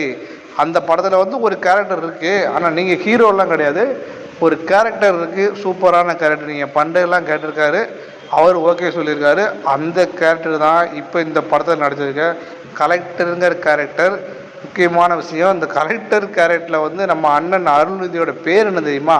முத்துவேல். முத்துவேலுங்கிறது யார் பேர் உங்களுக்கு எல்லாருக்கும் தெரியும். நம்ம அருள்நிதியோட தாத்தா, முன்னாள் சிஎம், திமுக தலைவர் கலைஞர் முத்துவேல் கருணாநிதி, அவரோட பேரை தாங்க இதில் முத்துவேல்னு சொல்லி வச்சுருக்காங்க. ரொம்ப ஆச்சரியமாக இருக்குது. அவரோட தாத்தா பேரில் இவர் நடிச்சிருக்காருன்னு சொல்லி ரொம்ப ஆச்சரியமாக இருக்குது எனக்கு வந்து. ஏன்னா அவரும் இருந்தாலும் ஒருவேளை இப்படி தான் பண்ணியிருப்பார். இந்த படத்தில் அப்படி ஒரு கேரக்டர் எடுத்து தான் நம்ம அண்ணன் அருள்நிதி பண்ணியிருக்காரு. இன்ட்ரோல் வரைக்கும் அவருக்கு வரவே மாட்டார். இன்ட்ரோலுக்கு அப்புறம் தான் அவரோட என்ட்ரியே ஆரம்பிக்குது. ஆனால் இன்ட்ரோலுக்கு அப்புறம் பார்த்தீங்கன்னா படம் முழுக்க இவர் மட்டும்தான் ஒத்தாளாக தாங்கி பிடிச்சி படத்தில் நடிச்சிருக்காரு. சரி, இப்போ இந்த படத்தில் நம்ம எல்லாம் இன்னும் தெளிவாக பார்க்கலாம். இந்த படம் வந்து 2026 ரிலீஸ் ஆச்சு மக்களே. இந்த படம் வந்து தமிழ் மொழியில் மட்டும்தான் இப்போதைக்கு வெளியிட்டிருக்காங்க. இந்த படத்தில் வந்து அருள்நிதி, ஆரவ், ரம்யா பாண்டியா மற்றும் கிருத்திகா அந்த சின்ன பொண்ணு இவங்க எல்லாம் சேர்ந்து நடிச்சிருக்காங்க. இந்த படம் வந்து 1990 நடக்கிற மாதிரி கதை வந்து ரெடி பண்ணியிருக்காங்க. ஒரு பழங்குடியின பெண் வந்து கல்விக்காக எவ்வளோ தூரம் போராடுறா, அவளுக்கு ஒரு மாவட்ட ஆட்சியர் எவ்வளோ தூரம் முயற்சி எடுத்து அந்த ஊருக்கு வந்து கல்வி கொடுக்குறாரு, அதுக்காக அவர் என்னென்ன எவ்வளோ தூரம் பிரச்சனை சந்திக்காரு அப்படிங்கிறது தான் இந்த படத்தோட ஒன்லைனேவும். இந்த படம் வந்து ஜூலை 17 தேட்டரில் ரிலீஸ் ஆயிடுச்சு. வசூல் ரீதியாக இந்த படமும் ஃப்ளாப்பு தான். ஆனால் விமர்சன ரீதியாக இந்த படம் பயங்கர ஹிட்டு. உண்மையில் நல்லா ஓடிக்கிட்டு இருக்குது தேட்டரில். நிறைய பேர் வந்து நல்லா ஒரு பாசிட்டிவ் ரிமேட்டிவே கொடுத்துட்ருக்காங்க. கூடிய சீக்கிரம் கண்டிப்பாக இந்த படம் நல்ல ஒரு மக்களிடையே சென்று அடையும். அதில் எந்த மாற்றம் கிடையாதுங்க. இந்த மாதிரி ஒரு படத்தை எடுத்த நம்ம தயாரிப்பாளர் தான் பாராட்டணும். இந்த படத்தை தயாரிப்பாளர் யாருன்னு கேட்டீங்கன்னா நம்ம எஸ்.ஜி. சரவணன் அவர் தாங்க இந்த படத்துக்கு வந்து தயாரிப்பாளர் பண்ணியிருக்காரு. டைரக்டர் நம்ம கணேஷ் விநாயகன், அவர் தான் கதை, திரைக்கதை, வசனம் எல்லாமே அவர் தான் எழுதியிருக்காரு. கதை மட்டும் அவர் எழுதியிருக்காரு. வசனம் வந்து நம்ம யுகபாரதி அவர் தான் வசனம் எழுதியிருக்காரு. இந்த படத்தில் வந்து நடித்தது யாரும் சொல்லிட்டே இருந்தால் மறுபடியும் சொல்கிறேன். அருள்நிதி, ஆரவ், ரம்யா பாண்டியன் அண்ட் கிருத்திகா இவங்க எல்லாரும் சேர்ந்து இந்த படத்தில் முக்கியமான கேரக்டர் பண்ணியிருக்காங்க. இந்த படத்துக்கு கேமராமேனாக வந்து நம்ம சுகுமார் ஒர்க் பண்ணியிருக்காரு. இந்த படத்துக்கு எடிட்டிங் வந்து லாரன்ஸ் கிஷோர் அவர் வந்து எடிட்டிங் பண்ணியிருக்காரு. மிக முக்கியமான விஷயம், இந்த படத்துக்கு மியூசிக் டைரக்டர் யாருன்னு கேட்டீங்கன்னா நம்ம அண்ணன் ஜிவி பிரகாஷ் அவர் தாங்க மியூசிக் டைரக்டர் பண்ணியிருக்காரு. இந்த படத்தை வந்து நம்ம எஸ்ஜி சரவணன் தயாரித்தார்ல அவர் வந்து சக்தி ஃபிலிம் பேட்ரி அப்படின்னு ஒரு கம்பெனி வந்து ஆரம்பித்து அதில் தான் வந்து பண்ணியிருக்காரு. அதாவது 90 பிக்சர் கம்பெனின்னு சொல்லி ஆரம்பிச்சிருக்காரு. இந்த படத்தை வாங்கி வெளியிட்டது தான் சக்தி ஃபிலிம் ஃபேக்ட்ரி. நான் தப்பாக சொல்லிட்டேன்.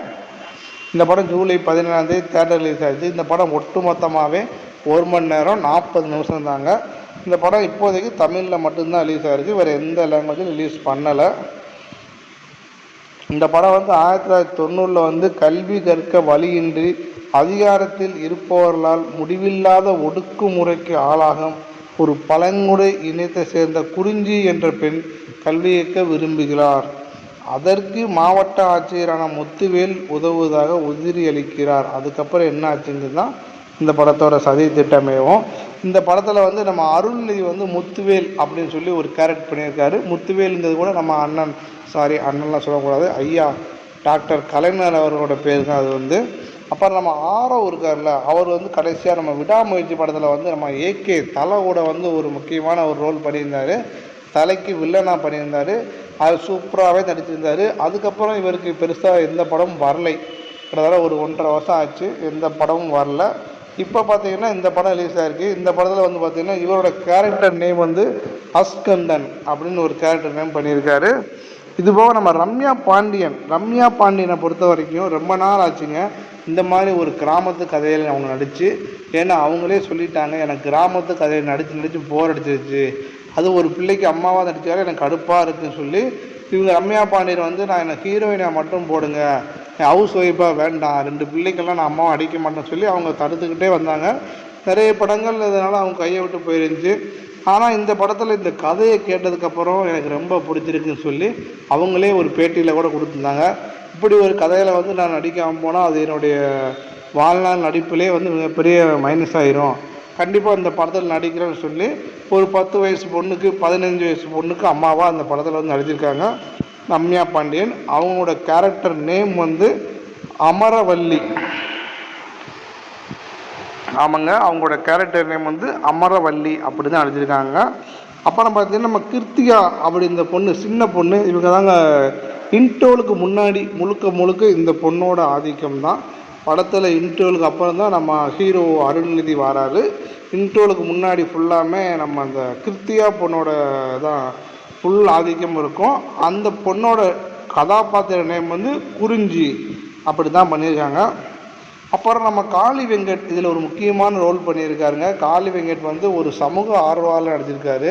மலைவாழ் மக்களுக்கு, கஷ்டப்படுற மக்களுக்கு, தாழ்த்தப்பட்ட மக்களுக்கு என்னென்ன உதவி வேணுமோ அதை கொண்டு தேடி செய்யக்கூடிய ஒரு சமூக ஆர்வலராக நம்ம காளி வெங்கட் பண்ணியிருக்காரு. இதுபோக நம்ம விடிவி கணேசனை வந்து ஒரு முக்கியமான கேரக்டர் பண்ணியிருக்காரு. அதாவது கலெக்டருக்கு வந்து பிஏவாக இருப்பார், நம்ம அருள்நிதி அண்ணனுக்கு பிஏவாக இருப்பார். இவரும் கூட போய் அந்த கிராமத்தில் என்னென்ன பண்ணுறாங்கன்னு சொல்லி ஒரு சின்ன ஒரு ஃபன் ஒரு அரை மணி நேரம், நல்லா பார்த்தா ஒரு 1/4 மணி நேரம் வந்து சீனில் வந்திருப்பார் நினைக்கிறேன். அவ்வளோதான். எல்லாத்தையும் விட முக்கியமான ஆட்கள் யாருன்னு பார்த்தீங்கன்னா நம்ம அண்ணன் பாண்டியன், ஜான் விஜய். படத்தில் வந்து பாண்டியன் கேரக்டர் பண்ணியிருக்காரு. உண்மையான நேம் ஜான் விஜய்னா, படத்தில் வந்து பாண்டியன் சொல்லி ஒரு ஃபாரஸ்ட் ஆஃபீஸர் நடிச்சிருப்பார். எப்பயுமே இவர் வந்து நார்மலான ஒரு மனுஷன் கிடையாதுங்க, வித்தியாசமான ஒரு டைப் கேரக்டர். இவர் பாடி லாங்குவேஜ் வித்தியாசமாக இருக்கும். இவரோட ஃபஸ்ட்டு படம் பார்த்தீங்கன்னா ஓரம்போன்னு ஒரு படம் வந்திருக்கும். அந்த படத்தில் பார்த்தீங்கன்னா இவரோட அந்த டயலாக் டெலிவரி, அந்த அந்த பேச்சு வந்து பயங்கரமாக இருக்கும். என்னடா இது எந்த ஊருக்காரன் எப்படி பேசுகிறான்னு தான் தோணும். அப்படியே அடுத்தடுத்து பார்த்தீங்கன்னா சிவாவோட ஒரு படம் நடிச்சிருப்பார், அது கோட்டர் கட்டிங்னு சொல்லி ஒரு படம். அதில் டபுள் ஆக்டர் அருமையாக இருக்கும் அந்த கேரக்டர். அந்த காமெடியெலாம் பார்த்து சூப்பராக இருக்கும். அப்படி சின்ன காமெடியெலாம் பண்ணிகிட்டு இருந்தாலும் இப்போ திடீர்னு வில்லனாக மாதிரி கடைசியில் நம்ம சலார் மூவியில் பார்த்தீங்கன்னா பிரபாஸுக்கு ஒரு வில்லன் அடிச்சிருப்பார். மிரட்டியிருப்பார் நடிப்பில். அதில் வந்து ஒரு கொடூரமான ஒரு வில்லன் அடிச்சிருப்பார். ஒரு இரத்த காட்டேரியை உருவாக்குற மாதிரி ஒரு கேரக்டர். இதுலேயும் அந்த கேரக்டர் மாதிரி அதில் வாழ்ந்திருப்பார். இதுலேயும் ஆல்மோஸ்ட் அப்படி ஒரு கேரக்டர் தான். ஏழை எளிய மக்களை வந்து அடிக்கி உடைக்கி வாழணும், அவங்கள வந்து அடிமைப்படுத்தணும்னு முடிவு பண்ணி அவங்க அந்த மலையை விட்டு விரட்டணும்னு சொல்லி ஒரு கொடூரமான வில்லன் கேரக்டர்லாம் நம்ம அண்ணன் ஜான் விஜய் பண்ணியிருப்பாருங்க. ஆனால் இவர் வெறும் வில்லன் மட்டும் கிடையாதுங்க. இதுக்கு முன்னாடி வெளியே வந்த படங்கள் பார்த்தீங்கன்னா சார்பேட்டா பரம்பரை பார்த்துருக்கீங்களா? அதில் நம்ம ஹீரோ ஆர்யாவுக்கு வந்து ஒரு சப்போர்ட்டிங் கேரக்டர் நடிச்சிருப்பாருங்க. இதே மாதிரி நிறைய படத்தில் வந்து சப்போர்ட்டிங் கேரக்டராகவும் பண்ணியிருக்காரு, வில்லனாகவும் பண்ணியிருக்காரு. ஒரு நல்ல ஒரு அப்பா அம்மா கேரக்டர் கூட பண்ணியிருக்காரு. சாரி, அம்மா கேரக்டர் கிடையாது, அப்பா கேரக்டர் கூட பண்ணியிருக்காருங்க. இவர் ஒரு பன்முகங்கள், நம்ம சமுத்திரக்கனி அண்ணன் மாதிரி இவரும் ஒரு ஆல்மோஸ்ட் ஆல் இண்டியா ரவுண்ட் வரக்கூடிய ஆள் தான். இப்போ ஒரு பேன் இந்தியா ஸ்டாராக கூட ஆகிட்டார். இதெல்லாம் முன்னாடி வந்த படங்கள். இதுக்கப்புறம் இவர் நடிக்கிற படம் எல்லாமே பெரிய படமாக நடிச்சிட்டு இருக்காரு. கூடி சீக்கிரம் இவரோட படத்தில் வந்து ஒரு மிகப்பெரிய படம் ரிலீஸ் ஆக போகுது. அந்த படம் வந்து நம்ம அண்ணன், சாரி இப்போதைக்கு அண்ணன் சொல்லக்கூடாது இல்லை, ஏன்னா இப்போதைக்கு தமிழ்நாட்டு சிஎம் அவர் தான். ஏன்னா நம்ம விஜய் அண்ணன் தான் சொல்லுவேன் நான், ஏன்னா எனக்கு அவர் அண்ணன் தான். விஜய் அண்ணன் நடித்த ஜனநாயகன் படம் ரிலீஸ் ஆக போகுது. அதில் இவர் ஒரு கேரக்டர் பண்ணியிருக்காருங்க, ஒரு ஃபேன் இந்தியா ஃபிலிமாக. அந்த படம் தான் இவருக்கு வரப்போகுது இப்போதைக்கு. அதுக்கப்புறம் இந்த படத்தில் வந்து கிராம தலைவர் அப்படிங்கிற கேரக்டரில் வந்து நம்ம அண்ணன் அருள்தாஸ் நடிச்சிருக்காரு. நம்ம அருள்தாஸ் பண்ணியிருக்காருங்க. இவர் வந்து ஓப்பனிங்கில் ஃபுல்லாமே வில்லனாக பண்ணிக்கிட்டு இருந்தார். ஆனால் இப்போது இவர் வந்து முழுக்க கேரக்டர் ஆர்டிஸ்டாக மாறிட்டார். கடைசியாக இவர் நடிப்பில் வந்து தாய்க்கிளை படத்தில் நம்ம ராதியாவுக்கு வந்து 2வது பையனாக இவர் பண்ணியிருப்பார். அருள்தாஸ் வந்து நல்லாவே ஒரு கஞ்சத்தனமான ஒரு ஆட்டாக்காரன் கேரக்டரில் பண்ணியிருப்பார். அந்த படம் சூப்பராக கிட்டாச்சு, தாய் கிழவி. அப்படி ஒரு அருமையான ஒரு நடிகர் தாங்க. ஓப்பனிங் ஃபுல்லாமே வில்லனாக மட்டுமே பண்ணிகிட்டு இருந்தார். இப்போது அடுத்தடுத்து கேரக்டர் நேம் நிறைய பண்ணிகிட்ருக்காரு. இவர் நடிப்பில் சமீபத்தில் வந்து பெஸ்ட்டாக பேசப்பட்ட படம் சிறை படத்தில் ஒரு டயலாக் வரும். சிறை மூவியில் வந்து நான் ஒரு முஸ்லீம், என்னை சொல்கிறான்னு சொல்லி ஒரு டயலாக் பேசுவார். அவர் வண்டியில் போகும்போது சில இதை சொல்லுவார். அதெல்லாம் வேறு லெவலில் இருக்கும். ஒரு அருமையான ஒரு நல்ல நடிகர். இதுக்கப்புறம் கண்டிப்பாக அடுத்தடுத்து நல்லா கேரக்டர் பண்ணுவார், எனக்கு நம்பிக்கை இருக்குது. டேரக்டர்கள் இவரை சரியாக யூஸ் பண்ணாமல் விட்டுருக்காங்க. இதுக்கப்புறம் அவரை யூஸ் பண்ணி அவருக்கு தேவையான ஒரு அருமையான சான்ஸ் கண்டிப்பாக கொடுப்பாங்க. எனக்கு அந்த நம்பிக்கை ரொம்பவே இருக்குது. இதுக்கப்புறம் கடைசியாக நம்ம வினோதினி வைத்தியநாதன் அவங்க வந்து நடிச்சிருக்காங்க. வினோதினியை பொறுத்த வரைக்கும் பார்த்திங்கன்னா இந்த படத்தில் வந்து ஒரு டாக்டராக வருவாங்க. இவங்க வந்து நம்ம ஏற்கனவே வந்து நிறைய படம் நடிச்சிருக்காங்க. உங்களுக்கு புரியும்படி சொல்கிறோம்னா நம்ம ஏஆர் முருகதாஸ் படத்தில் வந்து எங்கேயும் அப்போதும் படம் பார்த்துருக்கீங்களா? ஏஆர் முருகதாஸ் தயாரிப்பில் வந்து இந்த பக்ஸ் ஆக்சிடென்ட் ஆகி சாவாருங்களா, அந்த படத்தில் நம்ம ஹீரோவுக்கு அக்காவாக நடிச்சிருப்பாங்க. அந்த சென்னைக்கு வர்ற கேரக்டரில் ஃபோன் பேசுவாங்க பார்த்தீங்களா, அது இவங்க தான் பண்ணியிருப்பாங்க. அப்புறம் ஓகே கண்மணி படத்தில் வந்து ஒரு சின்ன கேரக்டர் பண்ணியிருப்பாங்க. அதுபோக 2016 அப்பா படம் வந்துச்சுல்ல, அப்பா படத்தில் வந்து நம்ம ஹீரோவுக்கு அம்மாவாக இவங்க தான் பண்ணியிருப்பாங்க. அருமையான ஒரு கேரக்டர். ஹீரோ கிடையாது, ஹீரோவோட ஃப்ரெண்டுக்கு அம்மாவாக பண்ணியிருப்பாங்க. சூப்பரான ஒரு கேரக்டர். அப்புறம் 2016 ஆண்டவன் கட்டளைன்னு ஒரு படம் வந்திருக்கும். நம்ம விஜய் சேதுபதி நடித்த படம் வந்து ஒரு வித்தியாசமான கேரக்டர் விஜய் சேதுபதி நடிச்சிருப்பார். அதில் வந்து கோர்ட் லாயரில் ஒரு வக்கீலாக நடிச்சிருப்பாங்க. இப்படி பல படங்கள். அதுவும் ராட்சசன் 2018 கோமாளியில் வந்து பார்த்திங்கன்னா ஒரு அருமையான கேரக்டர். கிளைமேக்ஸில் வந்து ஒரு சூப்பரான ஒரு கேரக்டர். மாசமாக இருக்கிற பொண்ணாக நடிச்சிருப்பாங்க. நம்ம கேஎஸ் ரவிக்குமாருக்கு ஒய்ஃபாக நடிச்சிருப்பாங்க. கோமாளி படம் 2019 வந்துச்சு. அப்புறம் 2019 கேம் ஓவர்னு சொல்லி நம்ம அந்த அக்கா பேர் நித்யா மேன் கூட ஒரு சூப்பரான படங்கள். அப்புறம் பொன்னோகல் வந்தால், சூரிய ரிப்போர்ட்டில் ஒரு சூப்பரான கேரக்டர், பொன்னி படத்தில் ஒரு அருமையான கேரக்டர். இப்படி நிறைய படம் நல்லா பண்ணிட்டு வராங்க. நம்ம வினோதினி வைத்தியநாதன் வந்து இந்த படத்தில் வந்து ஒரு முக்கியமான டாக்டர் கேரக்டர் பண்ணியிருக்காங்க. நிறைய வந்து நல்ல நல்ல படங்கள் பண்ணிட்டாங்க. இவங்க வந்து கூத்துப்பட்டறையில் வந்து தமிழ்நாடா குழு சேர்ந்து வினோதினி நல்லா அடிச்சிட்டு இருந்தாங்க. அவங்க நடிப்பை பார்த்து நம்ம பிரியதர்சன் இருக்கார்ல, டேரக்டர் பிரியதர்சன், அவர் வந்து காஞ்சிபுரம் அப்படின்னு ஒரு படம் ஃபஸ்ட்டு டைரக்ட் பண்ணார். அந்த படம் வந்து 2009 ரிலீஸ் ஆச்சு.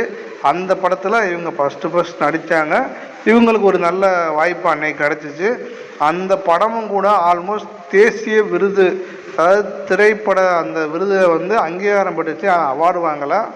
அதுக்கப்புறம் பார்த்திங்கன்னா 2010 ஆரம்பத்தில் பார்த்திங்கன்னா சரவணன் இருக்கார், டைரக்டர் சரவணன். அவர் வந்து ஒரு வித்தியாசமான 45 நிமிடம் மட்டும் ஒரு தனி படம் எடுத்தார்.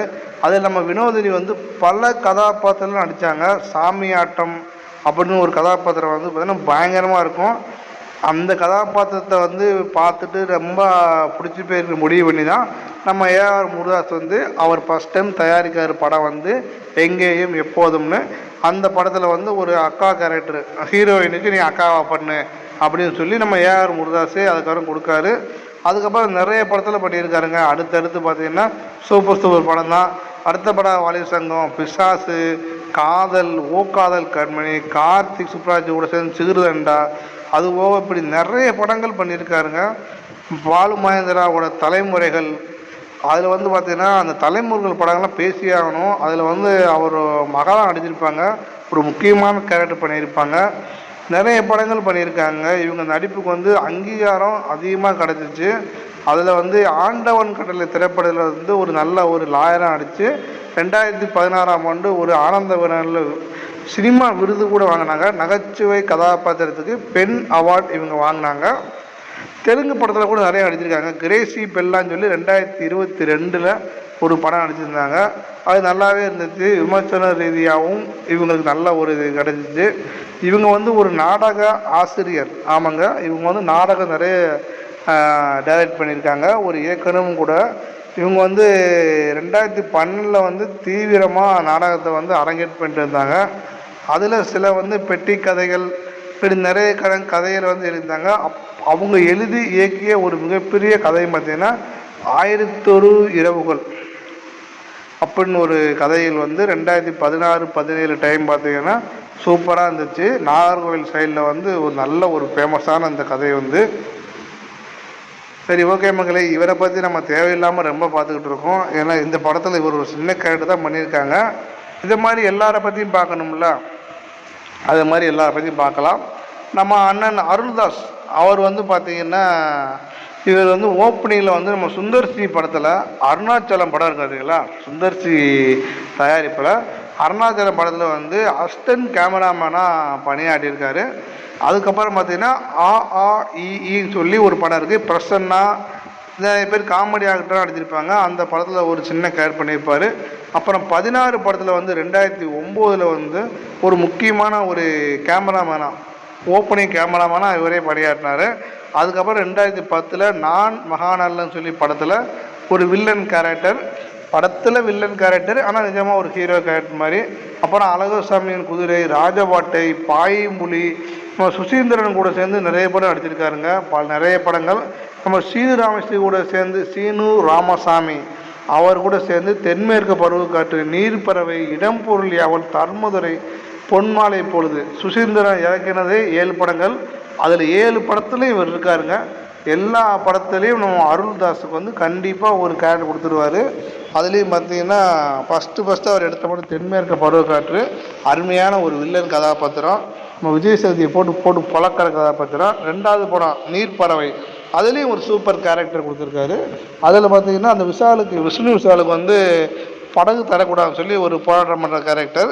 அப்புறம் இடம்பொருள் யாவல், தர்மதுரையில் பார்த்தீங்கன்னா நம்ம ஹீரோ விஜய் சேதுபதிக்கு அண்ணன். இப்படி நல்ல நல்ல படங்களாக வந்து இவர் நடித்த படங்கள் எல்லாமே ஹிட்டு தான். பொன்மாலை பொழுதில் கூட அந்த பொண்ணுக்கு அப்பாவாக நடிச்சிருப்பார். இப்படி வந்து நிறைய படங்கள் பண்ணியிருக்காரு. இதில் வந்து பொன்மாலை பொழுதில் வந்து ஒரு முக்கியமான சம்பவம் அடைஞ்சிச்சு. அடியே காயத்ரி இருக்காங்கல்ல, அவங்களுக்கு தெரியாமல் உண்மையிலே அடிச்சிட்டாரு. ஒரு சீன் வச்சாங்க அடிக்கிற மாதிரி சொல்லி, ஆனால் படாத கோவத்தில் அந்த சீன் நல்லா வர்ற சொல்லி உண்மையிலே அடிச்சிட்டாரு. ஆனால் அடித்ததுக்கப்புறம் நான் பண்ணது தப்பு சொல்லி பகிரங்கமாக மன்னிப்பு கேட்டார் எல்லாரும் முன்னாடியும். அதுபோக இவர் சூதுகவும் படம், தங்க மீன்கள், பாவநாசம், இப்படி நிறைய படம் பண்ணியிருக்காருங்க. நம்ம தலைங்க பாருங்க, தலைவர் ரஜினிகாந்த் கூட சேர்ந்து காலா படம் நடிச்சிருக்காரு, காலா. அப்புறம் பேரன்புன்னு சொல்லி மலையாள சூப்பர் ஸ்டார் மம்முட்டி கூட நடிச்சிருக்காரு. கடைசியாக நம்ம அண்ணன் இருக்கார்ல ஈஸ்வரன், சிம்பு படம், அதில் ஒரு முக்கியமான கேரக்டர் பண்ணியிருப்பார்.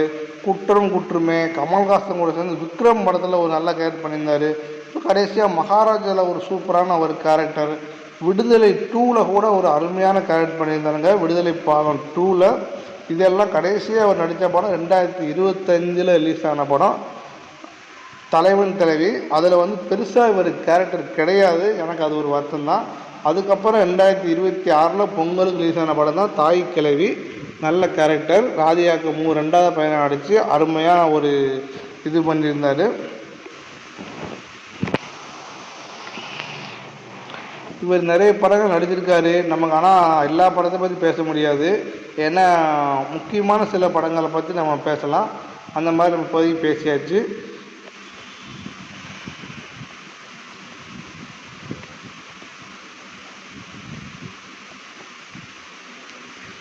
சரி, இப்போ நம்ம பேக் டு த மூவி. இப்போ நம்ம இந்த அருள்வான் படத்தை பற்றி வருவோம்.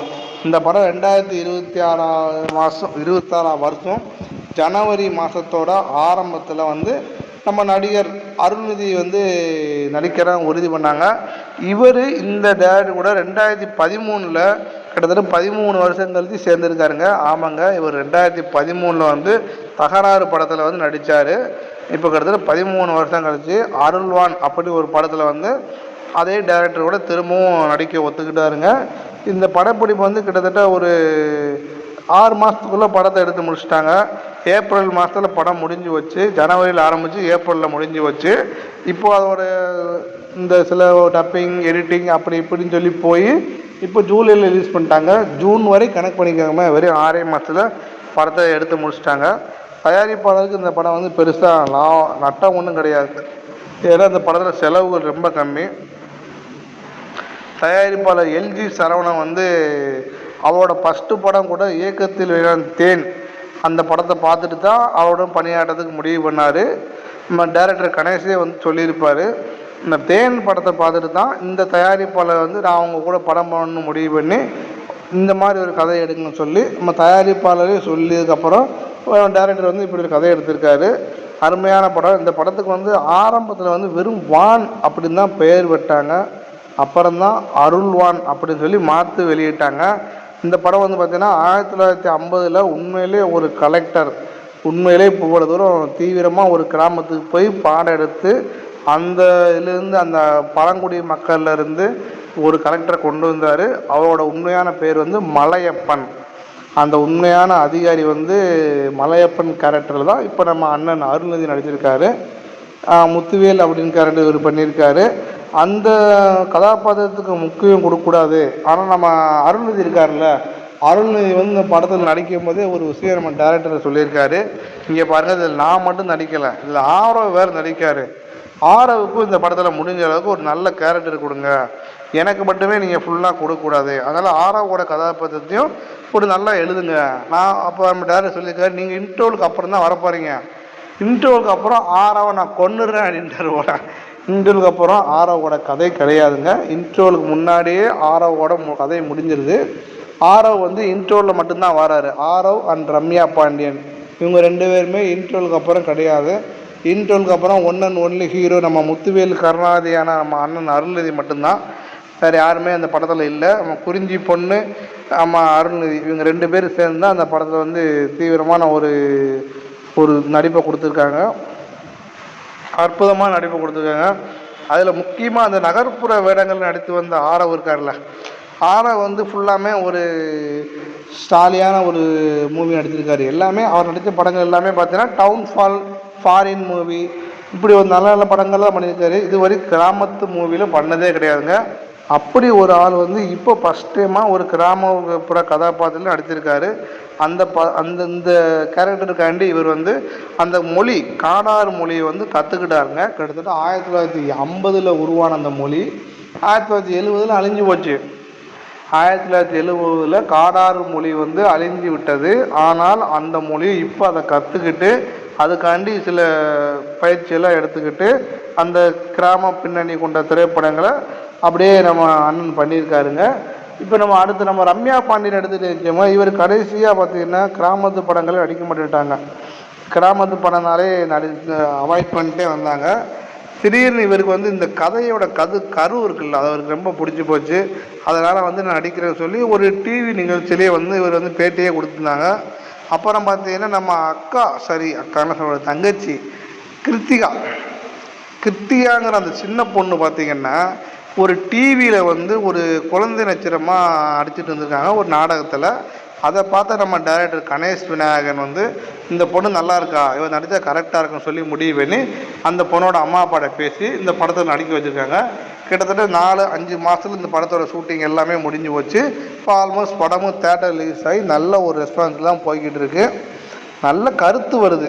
வசூல் வருதான்னு கேட்டால் எனக்கு தெரியாது.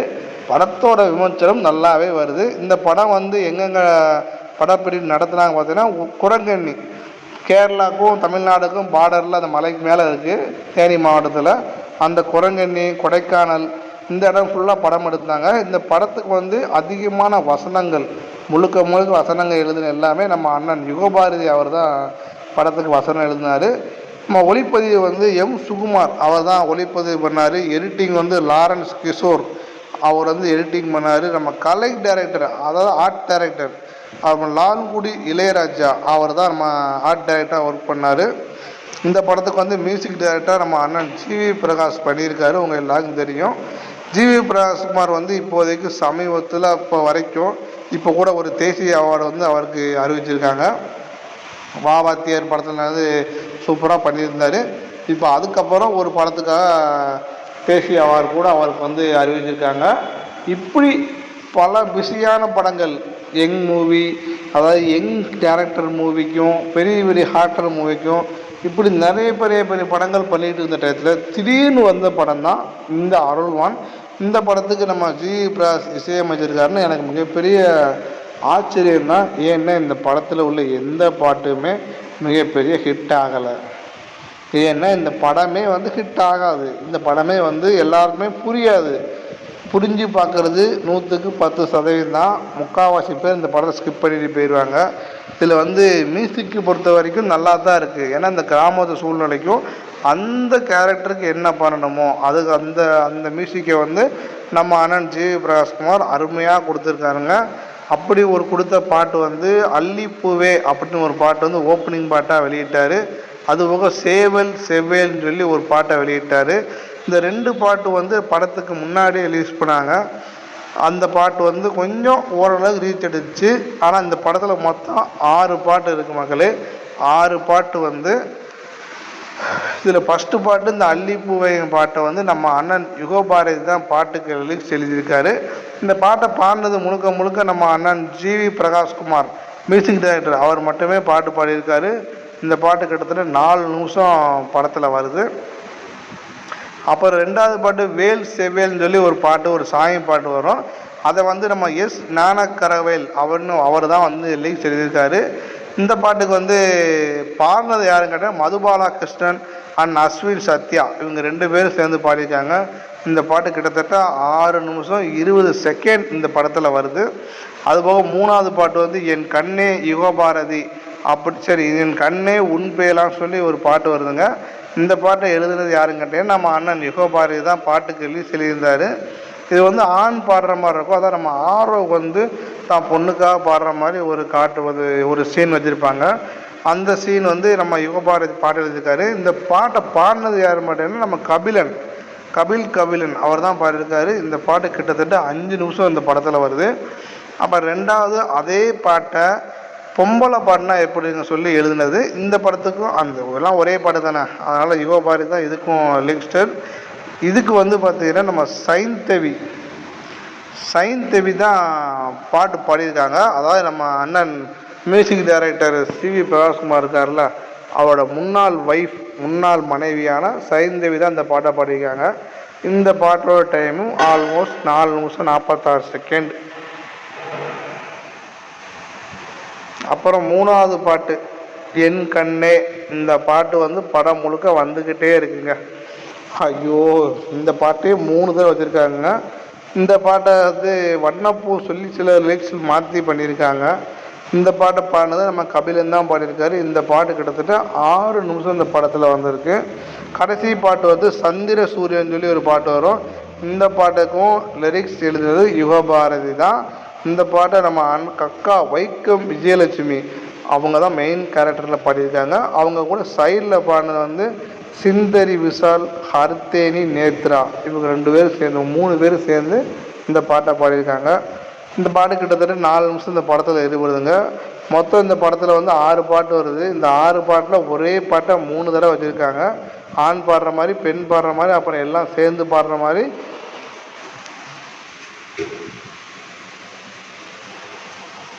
இந்த கடைசி பாட்டை பாடின நம்ம அக்கா வைக்கம் விஜயலட்சுமி வந்து இதுக்கு முன்னாடி நம்ம டைரக்டர் கூட வந்து ஒரு மிகப்பெரிய ஹிட் பாட்டை பாடியிருக்காருங்க. இவரோட மியூசிக் டைரக்டரில் வந்து நம்ம டைரக்டர் கணேஷ் விநாயகன் இருக்கார்ல,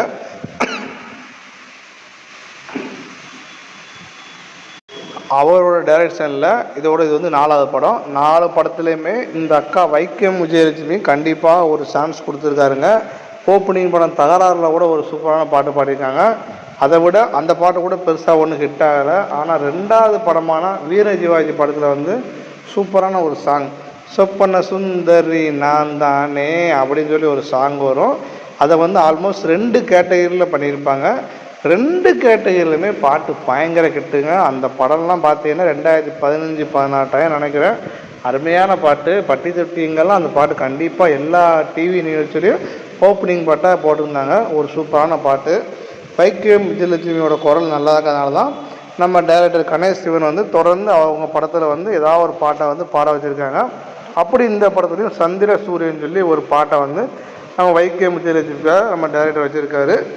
நல்லாவே இருந்துச்சு. இந்த பாட்டில் மொத்த நேரம் வந்து 1/2 மணி நேரம், 30 நிமிஷம் தான். நான் 3 சொல்லி எழுதிட்டேன். 30 நிமிஷம் மொத்தம் அந்த பாட்டு மட்டும் இருக்குது. படமே ஒட்டு மொத்தமாக 1 மணி நேரம் 50 நிமிஷம் தான்.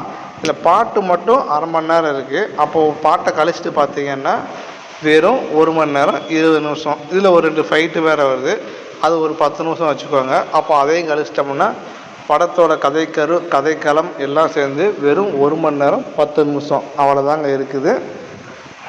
படம் பாட்டும் ஃபைட்டையும் வச்சு ஒப்பையத்து எழுதிட்டு போயிட்டார் டைரக்டர். நம்ம ஜி பிரகாஷ்குமார் தான் இதுக்கு வந்து மிகப்பெரிய பாட்டு தெரிவிக்கணும். ஏன்னா இவ்வளோ தூரம் 1/2 மணி நேரத்துக்கு இந்த படத்தில் பாட்டு போடுறவங்களாம் பெருசாக ஒன்றும் கிடையாது. ஆனாலும் 1/2 மணி நேரத்துக்கு பாட்டு போட்டு கொடுத்துருக்காரு. அடுத்து பார்த்தீங்கன்னா இந்த படம் வெளியான டைமிங் வந்து எங்கெங்கே எடுத்தாங்க, இப்படி நம்ம சில விஷயங்கள் பார்ப்போம். இந்த அருள்வான் திரைப்படம் வந்து ஜூலை 17 தேட்டர் ரிலீஸ் ஆச்சு. ஆனால் அதுக்கு முன்னாடி வந்து இந்த ஆனைமலை புலிகள் காப்பத்தை சேர்ந்த பழங்குடியினருக்கு ஒரு முன்னோட்ட காட்சி போட்டு காமிச்சாங்க.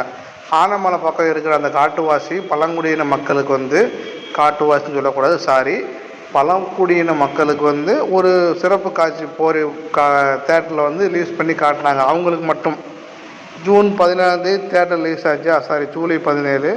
அப்போ என்ன ஜூன் வருது, ஜூன் கிடையாது மக்களே, ஜூலை 16 அவங்களுக்காண்டி, அந்த மக்களுக்காண்டி இந்த படத்தை வந்து தேட்டர் ரிலீஸ் பண்ணி காட்டினாங்க. இந்த படம் தமிழ்நாட்டில் வந்து சக்தி ஃபிலிம் ஃபேக்ட்ரி அவங்க தான் வாங்கி வெளியிட்டாங்க.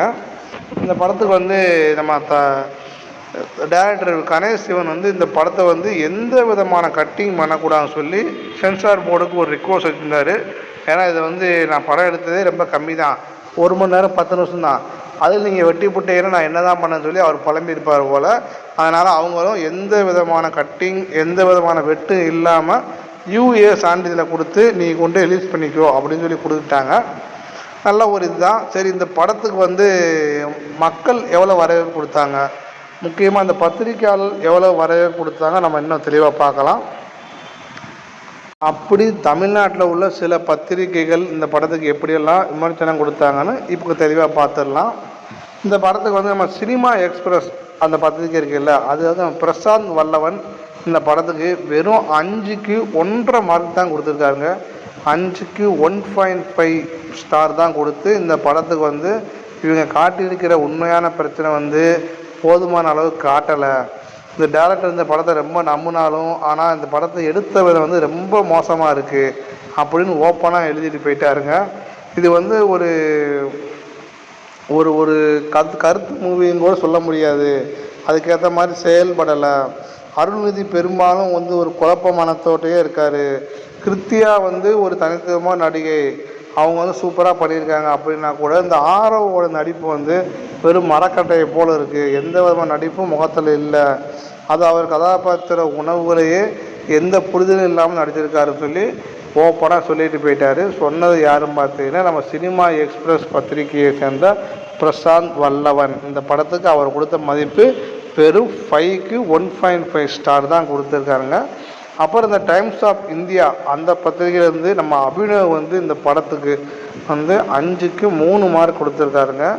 இந்த வந்து அதாவது இந்த இந்த யூடியூப், ஃபேஸ்புக், இன்ஸ்டாகிராம் இதெல்லாம் வர்றதுக்கு முன்னாடியே பார்த்திங்கன்னா அந்த காலத்திலேயே வந்து பார்த்திங்கன்னா இப்படி மக்களை சுரண்டி கொள்ளடிச்சிருக்காங்க, அவங்க கல்விக்காக அவங்க எவ்வளோ தூரம் போராடிருக்காங்க அப்படின்னு சொல்லி இந்த படம் வந்து முன்னிறுத்துது. இந்த அருள்வான் வந்து முதல்ல ஒரு செய்தி படமாக இருந்துச்சு, அப்புறம்தான் இது ஒரு படம். அதாவது இந்த படம் வந்து ஒரு மக்களுக்கான ஒரு செய்தி, ஒரு உண்மையை கொண்டு போகிற படம். அப்புறம் இது ஒரு திரைப்படம். அதுபோக இது வந்து நிறைய முன்னுரிமைகளை வரிசைப்படுத்தி எல்லாத்தையும் ஓப்பனாக சொல்கிறாங்க, அது எதுவுமே மறைக்கலை அப்படின்னு ஓப்பனாக நம்ம அண்ணன் த டைம்ஸ் ஆஃப் இந்தியா பத்திரிகையிலேருந்து அபினவ் சுப்பிரமணியன் அவர் எழுதியிருக்காருங்க. அவர் இந்த படத்துக்கு கொடுத்த ரேட்டிங் வந்து 5க்கு 3 ஸ்டார் கொடுத்துருக்காரு. அப்புறம் பார்த்தீங்கன்னா நம்ம டிடி நெக்ஸ்ட்லேருந்து மாணிக்க வாசகம் வந்து ஒரு எழுதியிருக்காரு. அதாவது நம்ம குறிப்பிட்ட உணர்திறன் நம்பகத்தன்மையோட கதையை எடுத்ததாக நம்ம டைரக்டர் வந்து பாராட்டியிருக்காரு. அதுபோக நம்ம கேமராமேன் சுகுமார் இருக்கார்ல, அவரை வந்து ரொம்ப பாராட்டியிருக்காரு. ஏன்னா மலை கிராமத்தில் தான் ஃபுல்லாக படம் எடுத்திருக்காங்க, அதை வந்து ரொம்ப அழகாக காட்டியிருக்கீங்க. அதுபோக வலுவான நடிப்பு மற்றும் அழகான காட்சிகளை நிலைநிறுத்தப்பட்ட இந்த படம் மாற்றத்துக்கான மிகவும் சக்தி வாய்ந்த ஒரு கல்வியாக நிலைநிறுத்துகிறது அப்படின்னு எழுதியிருக்காருங்க. ஏதாவது உங்களுக்கு புரிஞ்சுச்சா? எனக்கும் புரியல. அதாவது அவர் என்ன சொல்லியிருக்காருன்னா, அந்த கேரளா தமிழ்நாடு எல்லை பார்டர் மலை வந்து அழகாக காமிச்சிருக்காங்க, அதுபோக எல்லாரும் அருமையாக நடிப்பு நடிச்சிருக்காங்க. கடைசியாக இந்த படத்தை வந்து கல்விக்காக ஒரு பெண் எவ்வளோ தூரம் பாராடுறா, அதே கல்விக்காக ஒரு கலெக்டர் எவ்வளோ தூரம் போராடுறாரு அப்படின்னு சொல்லி இந்த படத்தை வந்து நமக்கு நினைவு ஊட்டிடுதுன்னு சொல்லி அவர் முடிச்சிருக்காருங்க. அப்புறம் கடைசியாக சினிமா விகடன் பத்திரிகையிலேருந்து நம்ம கீர்த்தியா மற்றும் பாண்டியனின் நடிப்பை வந்து சூப்பராக பாடிட்டுருக்காங்க. கீர்த்தியா வந்து நம்ம சின்ன பொண்ணு குறிஞ்சி, பாண்டியன் யாருங்க கேட்டீங்கன்னா நம்ம வில்லன் ஜான் விஜய், அவரோட நடிப்பாக அருமையாக இருக்குன்னு பாடிட்டுருக்காங்க. அதுபோக அந்த கீர்த்தியா வந்து அந்த கட்டார மொழியை வந்து கற்றுக்கிட்டது ரொம்ப நல்லா இருக்குது. சின்ன பொண்ணாக அந்த பொண்ணு வந்து இந்த பாஷையை கற்றுக்கிட்டது சூப்பராக இருக்குது. ஆரோ வந்து சண்டை காட்சி மட்டும்தான் சூப்பராக பண்ணியிருக்காரு, ஆனால் பெருசாக ஒன்றும் இல்லை. நம்ம ஜான் விஜய் நடிப்பு வந்து ரொம்ப செயற்கையாக இருந்தது. அருள்நிதி தான் ஒட்டுமொத்த படத்தையும் தாங்கி பிடிக்கிறாரு. ஒளிப்பதிவும் படத்தொகுப்பும் இன்னும் கொஞ்சம் சிறப்பாக இருந்திருக்கலாம் இப்படின்னு நம்ம அண்ணன் சினிமா விகடன் பத்திரிகையிலேருந்து எழுதியிருக்காரு.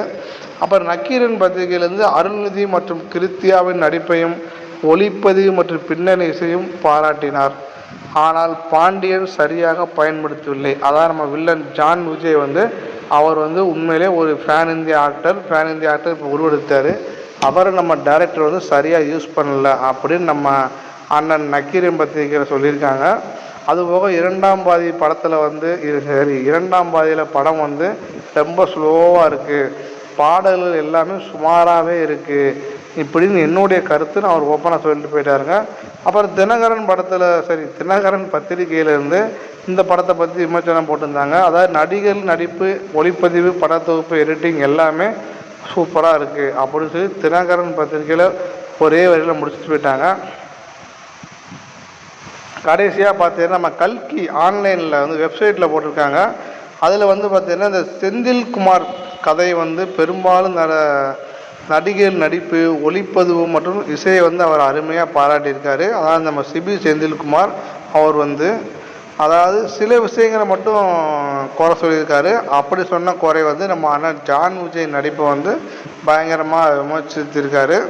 சில விஷயங்களை வந்து நிறைய தவறு நடந்ததுக்குன்னு அவர் ஓப்பனாக சொல்லியிருக்காரு. ஏன்னா இப்போ கடைசியாக வந்து 4 பத்திரிகையில் இருந்துமேவும் நம்ம அண்ணன் ஜான் விஜய் அவர் நடிப்பை பற்றி தான் குறை சொல்கிறாங்க. ஜான் விஜய் வந்து அவர் நடிப்பை குறை சொல்லக்கூடாதுங்க, அவர் நடிப்பு சொல்லி கொடுத்தவங்கள தான் குறை சொல்லணும். அவர் ஒரு முக்கியமான ஒரு பேன் இந்தியா ஆக்டராக ஆகிட்டார். அவருக்கு ஏற்ற கதையில் அவருக்கு என்ன நடிக்கணுமோ அதை மட்டும் நடிச்சுட்டு போயிருக்காருன்னு நான் நினைக்கிறேன். இன்னும் கொஞ்சம் பெஸ்ட்டாக நம்ம டைரக்டர் ஸ்கோப் கொடுத்துருந்தாங்கன்னா கண்டிப்பாக அது நல்லா நடிச்சிருந்திருப்பார். மற்றபடி வேறு எதுவும் கிடையாதுங்க.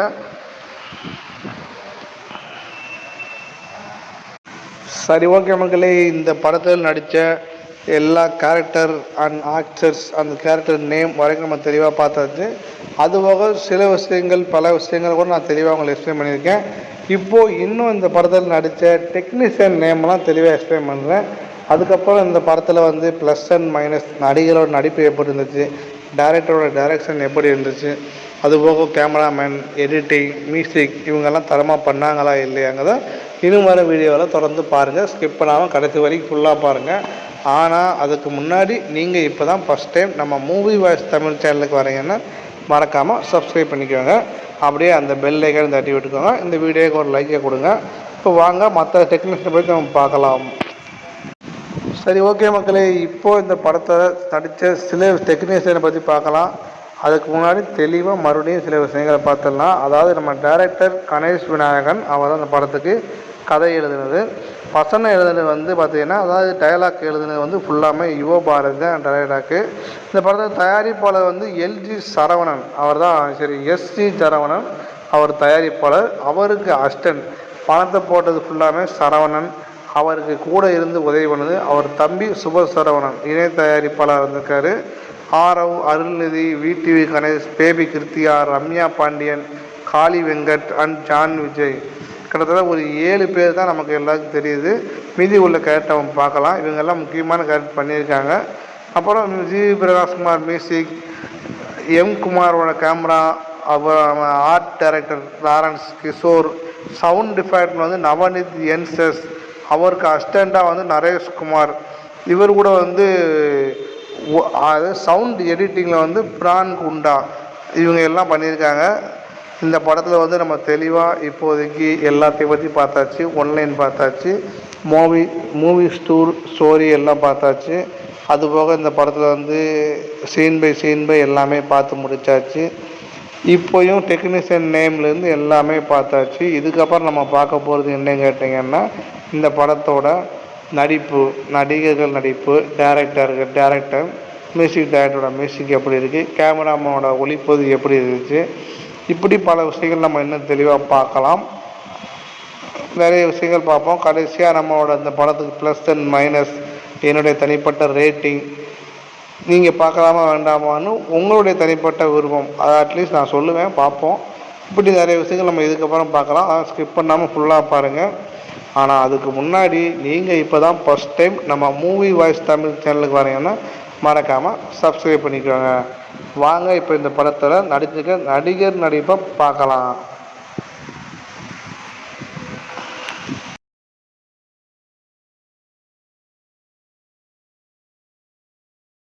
சரி, ஓகே மக்களே, இப்போது இந்த படத்தில் நடிச்சிருக்க நடிகர்களை பற்றி நம்ம பார்ப்போம். ஃபஸ்ட்டு நம்ம பார்க்க போகிறது யாருன்னு கேட்டிங்கன்னா, இந்த படத்தோட ஹீரோ நம்ம அண்ணன் அருள்நிதி, அவரை பற்றி தான் பார்க்க போகிறோம்.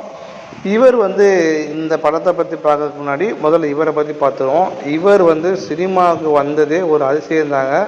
அவங்க நம்ம பாண்டியராஜ அண்ணன் டைரக்ஷனில் வந்து வம்சம் ஒரு படத்தில் தான் இவர் வந்து ஹீரோவாக பண்ணியிருப்பார். ஆக்சுவலாக இந்த படம் வந்து உதயநிதிக்கு வந்த படம். உதயநிதி அண்ணன் தான் அந்த படத்தில் நடிக்க வேண்டி இருந்தது. ஆனால் கடைசி நேரத்தில் வந்து அவர் விலகிட்டார். அப்புறம் இவர் நடித்து இந்த படம் வந்து சூப்பராக அதிகமான விளம்பரம் பண்ணியிருந்தாங்க. சூப்பராக ஒரு விளம்பரம் பண்ணி அற்புதமான ஒரு படமாக வந்து இந்த படம் வந்து ரிலீஸ் ஆச்சு. சூப்பராக ஒரு கேரக்டர், அருமையான ஒரு கேரக்டர் பண்ணி நம்ம சுனேனாவோட இணைந்து இந்த படம் தமிழ்நாட்டில் பெருமளவு விளம்பரப்படுத்துவதற்கு வசூலில் லாபகரமான வெற்றியை பெற்றது. அதுபோக நேர்மறையான விமர்சனங்களையும் பெற்றது. இப்போ 2வது படம் வந்து உதயான்னு சொல்லி ஒரு படம் பண்ணார். அந்த படத்தில் ஒரு டபுள் கேரக்டர், ஒருத்தன் நல்லவன், ஒருத்தன் வில்லன், ஒருத்தன் கிராமத்தில் இருந்து ஒரு அரசியல் பண்ணுற ஒரு இளைஞன், இன்னொருத்தன் வந்து அதை ஒதுங்கி நின்று பார்க்குற அவங்க அண்ணன், இப்படி தான் அந்த கேரக்டர் பண்ணியிருப்பாங்க. அந்த படம் வந்து பெருசாக போகலை. அந்த படத்தை வந்து அவ்வளோ போகலை, அது நமக்கு தேவையில்லை. ஆனால் அடுத்த படம் மௌனகுருன்னு ஒரு படம், அறிமுக டைரக்டர் வந்து இந்த படத்தை வந்து அவருக்கு ஃபஸ்ட்டு படம் தான் அந்த படம் வந்து சாந்தகுமார் தான் படத்தை இயக்குறாரு. மௌனகுருன்னு ஒரு படம். ஐயோயோ என்ன படங்க! அந்த படத்தெல்லாம் நீங்கள் பார்த்தீங்களா இல்லையான்னு தெரியல. மக்களை தயவு செய்து நீங்கள் பார்க்கலன்னா போய் மௌனகுரு படத்தை பாருங்கள். இந்த படத்தோட டைட்டில் மௌனகுரு. படம் முழுக்க அமைதியாகவே இருப்பார் நம்ம அண்ணன் அருள்நிதி. இவருக்கு வந்து ஒரு விதமான ஒரு போதை ஊசியை போட்டு அமைதியாகவே ஆக்கிடுவாங்க. ஆனாலும் கிளைமேக்ஸ்லாம் பார்த்தா எனக்கு புல் அரிச்சு போச்சு. இந்த படத்தை நான் தேட்டர்லேயே பார்க்கல, சீரியலில் தான் பார்த்தேன். அப்போ அந்த டைமிங்கில் வந்து நான் ரொம்ப சின்ன பையன், அதனால் சீரியலில் பார்த்து தான் பார்க்க முடிஞ்சிச்சு. ஆனால் மிஸ் பண்ணேன். இப்படி ஒரு படம் தேட்டரில் பார்க்காம போயிட்டு கண்டிப்பாக நான் மிஸ் பண்ணேன். இந்த படம் வந்து 2013 ரிலீஸ் ஆச்சு. அருமையான ஹிட் அடிச்சிச்சு. இந்த படத்தை வந்து ஹாங்காங்லேருந்து சர்வதேச திரைப்பட வேலை வந்து இந்த படத்தை ரிலீஸ் பண்ணி அங்கே ஒரு அவார்டும் கொடுத்தாங்க. அப்புறம் பார்த்தீங்கன்னா 2013லேயே பார்த்தீங்கன்னா தகராறு படத்தில் நம்ம டைரக்டர் இப்போ நடிச்சிருக்காருல கணேஷ் விநாயகன் அவர் கூட திரும்ப அடித்தார்.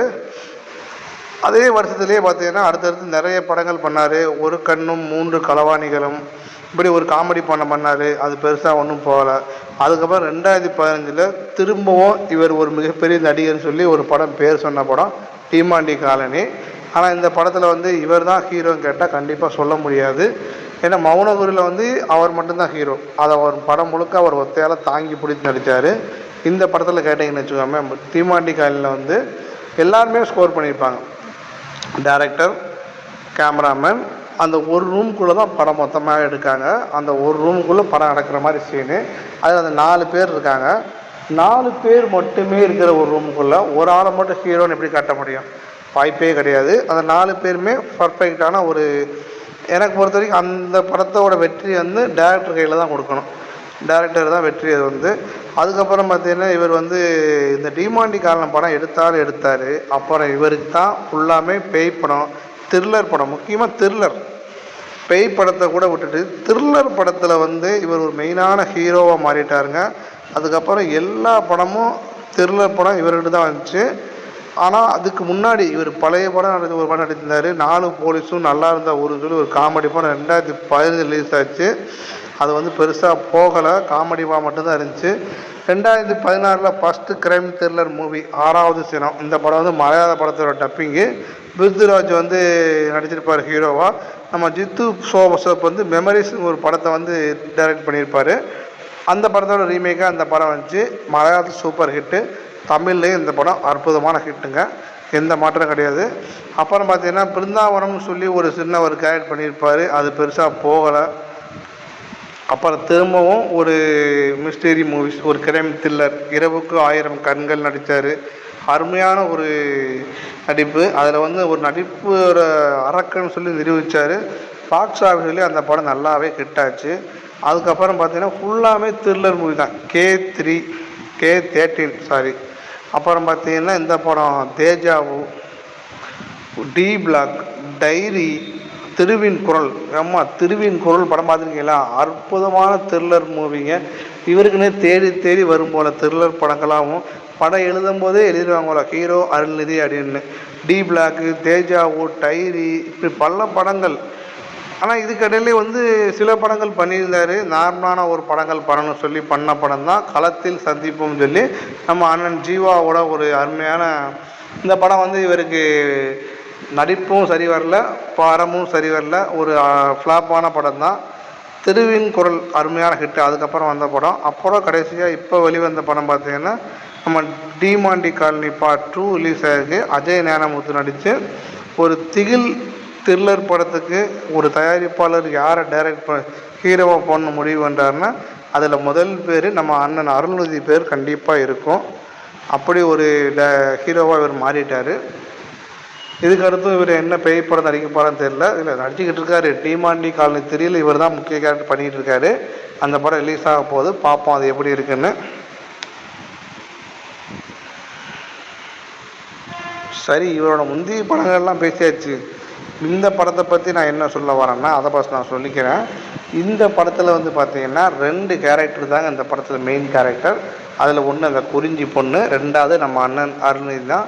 இன்ட்ரோலுக்கு அப்புறம் தான் இவர் வராரு. இன்ட்ரோலுக்கு அப்புறம் இவர் வந்து ஒரு கலெக்டர் தான் அந்த பொண்ணை வந்து பார்த்து பேசி அந்த பொண்ணுக்கு வந்து உதவி பண்ண முடிவு பண்ணுறாரு.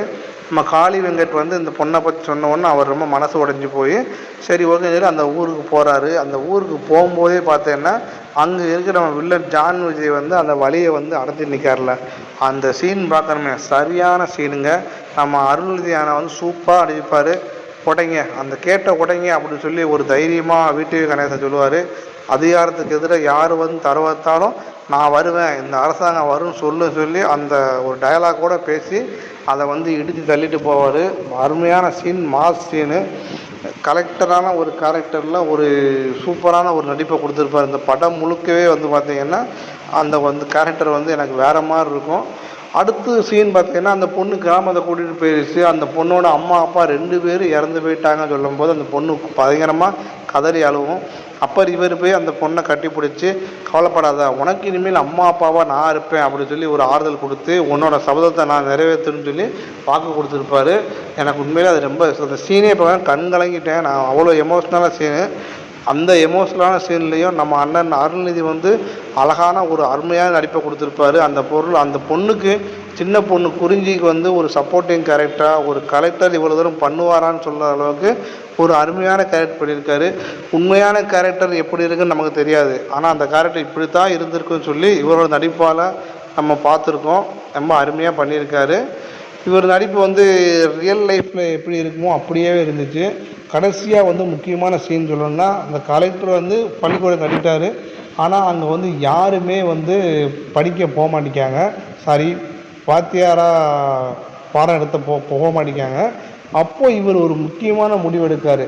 நான் கலெக்டராக இருந்து எனக்கு ஒரு பிரச்சனையும் கிடையாது, நான் டீச்சராக போகிறேன், நான் போய் டீச்சராகி அங்கேருந்து நான் 100 பேரை கலெக்டர் ஆக்குவேன் சொல்லிவிட்டு அந்த வாய்ஸ் ஓவரில் பின்னாடி குரலில் கேட்டு போகிறாங்க. அந்த இடத்துல இவர் வந்து மிகப்பெரிய நடிகர் முடிவு பண்ணிட்டாருங்க. கைதட்டி ஆகணும், கிளாப் பண்ணி ஆகணுங்க. அருமையான நடிப்பை கொடுத்துருக்காரு. அந்த ஒரு சீன் டயலாக்லாம் எனக்கு வேறு லெவல் புல்லரிச்சு தேட்டரில் பார்க்கும்போது எனக்கு அவ்வளோ அருமையான ஒரு படமாக இருக்குது அப்படின்னு சொல்லி கண்ணெல்லாம் கலங்கி போச்சு. இந்த படத்துக்கு வந்து அவர் படம் முழுக்க எஃபைட் போட்டு சூப்பராகவே நடிச்சிருக்காரு. அருள்நிதி இன்டர்வலுக்கு அப்புறம் மொத்த படத்தையும் தோளில் தூக்கிட்டு போகிறாருங்க. அப்படி ஒரு அருமையான நடிப்பை கொடுத்துருக்காரு. கிளைமேக்ஸில் பார்த்தீங்கன்னா இந்த குறிஞ்சி பொண்ணே வந்து தாங்கிட்ட படித்த பொண்ணே வந்து தான் கணக்கு கலெக்டராக வந்து அந்த மீட்டிங்கில் உட்காந்துருக்கும் போது இவரோட அந்த ஃபேஸ் எக்ஸ்பிரஷன், அந்த கேமராவோட ஜூம் பார்க்கும்போது கண்ணில் வந்து ஒரு ஆனந்த கண்ணீர், அந்த மூஞ்சில் ஒரு சந்தோஷம். அன்றைக்கி நான் வேலையை ரிசைன் பண்ணும்போது எல்லோரும் என்னை திட்டினாங்க, இப்போ எனக்கு மனசு சந்தோஷமாக இருக்குன்னு சொல்லி அவர் அந்த முகத்தில் அந்த உதட்டில் வர சிரிப்பு அதெல்லாம் பார்க்கும்போது இந்த படத்தில் அவர் நடிக்கலை, வாழ்ந்துருக்காரு. உண்மையான நடிப்பை வந்து அழகாக தெளிவாக கொடுத்துருக்காரு. ரொம்ப அற்புதமாக இந்த படத்தில் நடிச்சிருக்காருங்க. இப்போ வரைக்கும் ஒரு த்ரில்லர் மூவி நடிச்சிட்டு வந்த நம்ம அண்ணன் அருள்நிதியாக இப்படி ஒரு படம் நடிச்சிருக்காருன்னு கேட்டால் சத்தியமாக என்னால் நம்ப முடியல. இதுக்கப்புறம் இந்த மாதிரி சமூக கருத்துள்ள படத்தில் நிறைய நடிங்க அண்ணன். அதான் உங்களோட பேர் கண்டிப்பாக காலகாலத்துக்கு நிற்கும். த்ரில்லர் படங்கள் 1 மணி நேரம் பார்த்தா அதுக்கப்புறம் மறந்துட்டு போயிடுவான். இந்த மாதிரி படங்கள் வாழ்நாள் முழுக்க அவங்க நடிச்சிக்கிட்டு இருப்பான். அப்படி ஒரு படம் பண்ணியிருக்கீங்க. இனிமேல் இந்த மாதிரி படங்கள் நிறைய பண்ணுங்கள். சரி, ஓகே மக்களே, இப்போ நம்ம வந்து ஹீரோவை பற்றி பார்த்தாச்சு. இப்போ அடுத்து ஹீரோயின் பற்றி பார்ப்போம். ஹீரோயின்னா நம்ம அருள்நிதி அண்ணனோட ஹீரோயின் கிடையாது. இந்த படத்தில் ஹீரோயின் சொல்லி ஒரு அக்கா இருக்காங்கல்ல, அதாவது நம்ம இடுப்பழகி, சொல்லக்கூடாது, ரம்யா பாண்டியன், அவங்க தாங்க. அவங்கள பற்றி நம்ம இன்னும் தெளிவாக பார்க்கலாம். இவங்க இந்த படத்தில் எப்படி நடிச்சிருக்காங்க, இவங்களோட பாஸ்ட் லைஃப்பில் இவர் என்னென்ன படம் பண்ணியிருக்காங்க, ப்ரெசன்ட் லைஃப்பில் இவங்க எப்படியெல்லாம் ஒர்க் பண்ணுறாங்க அப்படிங்கிறத நம்ம தெளிவாக இப்போ டீட்டெயிலாக பார்க்கலாம். இவங்களோட சினிமா வரவேற்பு ஃபஸ்ட்டு பார்த்தீங்கன்னா 2017 தாங்க வந்துச்சு. 2016 ஜோக்கர் படத்தில் வந்து ஒரு சின்ன கேரக்டர் நடிச்சிருப்பாங்க. இன்ட்ரோலுக்கு அப்புறம் வந்து அந்த ஹீரோவுக்கு ஒரு ஒய்ஃப் கேரக்டர், பெருசாக ஒன்றும் சீன்லாம் கிடையாது. ஒரு சாங் முடிஞ்சவொடனே செத்து போகிற மாதிரி, செத்தாக மாட்டாங்க, உயிரோடு இருந்து கருணை கொலை பண்ணுற கேரக்டரில் இவங்க நடிச்சிருப்பாங்க, ரம்யா பாண்டியன். எனக்கு அந்த படம் ரொம்பவே பிடிச்சிருந்துச்சு. அதில் இவங்க நடிப்பு வந்து நல்லாவே இருந்திருக்கும். அப்புறம் பார்த்தீங்கன்னா அதுக்கப்புறம் 2018 ஆண் தேவதைன்னு சொல்லி நம்ம சமுத்திரக்கனியோட ஒரு ஜோடியாக பண்ணியிருப்பாங்க. 2 குழந்தைக்கு அம்மாவாக பண்ணியிருப்பாங்க. அருமையான படங்க. அதில் தான் இவங்க நடிப்பு ஓவரால் சூப்பராக வெளியே வந்துச்சு, நல்லாவே நடிச்சிருந்தாங்க. அப்புறம் 2007 சென்னை டைம்ஸ் சொல்லி ஒரு படம் பண்ணாங்க. அது வந்து பெருசாக போகலை. அதுக்கப்புறம் பார்த்தீங்கன்னா 2021 பிக் பாஸ் நிகழ்ச்சியில் கலந்துக்கிட்டாங்க, பிக் பாஸ் 4. அதில் வந்து பார்த்தீங்கன்னா 3 வந்தாங்க. இப்படி நிறைய படங்கள் பண்ணியிருந்தாலும் இவங்களுக்கு வந்து பெருசாக எந்த படமே போகலை. குறிப்பிட்ட தலை வந்து பேர் வைக்கல. ஏன்னா அடுத்தடுத்து பார்த்தீங்கன்னா நிறைய பண்ணியிருக்காங்க. எதுவுமே வந்து சரியான ஒரு பேர் கொடுக்கவே இல்லைங்க. 2018 ஆண் தேவை பண்ணதுக்கப்புறம், ஆண் தேவதை படத்துக்கு அப்புறம் இவருக்கு படமே கிடைக்கலைங்க. 2019 குக் வித் கோமாளி பண்ணார். குக் வித் கோமாளியில் வந்து சூப்பராக ஒரு இது பண்ணியிருந்தாங்க. அதுக்கப்புறம் பார்த்தீங்கன்னா கலக்க போகுது யாரில் நடிச்சிருந்தாங்க 2019 அந்த சீன் காமெடிக்கு வந்திருப்பாங்க. அப்புறம் 2020 பிக் பாஸில் வந்து போர் கண்டென்ட் தான் வந்திருப்பாங்க. இப்படி வந்து 4 வருஷமாக எந்த படமும் கிடையாது. அதுக்கப்புறம் 2021 ராமே ஆண்டாலும் ராவண ஆண்டாலும் சொல்லி ஒரு படம் ரிலீஸ் ஆச்சு. அந்த படத்தில் இவங்க ஹீரோயினாக பண்ணியிருந்தாங்க. அப்புறம் 2023 கிட்டத்தட்ட 2 வருஷம் கழிச்சு நண்பர்கள் நேரத்து மயக்கம் சொல்லி ஒரு படங்கள் பண்ணியிருந்தாங்க. அதில் பார்த்தீங்கன்னா பூங்குழலி அப்படின்னு ஒரு கேரக்டரில் அருமையாக பண்ணியிருப்பாங்க. அப்புறம் 2025 கைலன்னு சொல்லி ஒரு படம் பண்ணியிருப்பாங்க. அதில் சகுந்தலா அப்படின்னு ஒரு கேரக்டர் சூப்பராக இருக்கும். இப்போ கடைசியாக வந்து சாரி கேசின்னு ஒரு படம் ரிலீஸ் ஆச்சு. அதில் கூட ஒரு சின்ன கேரக்டர் பண்ணியிருக்காங்க.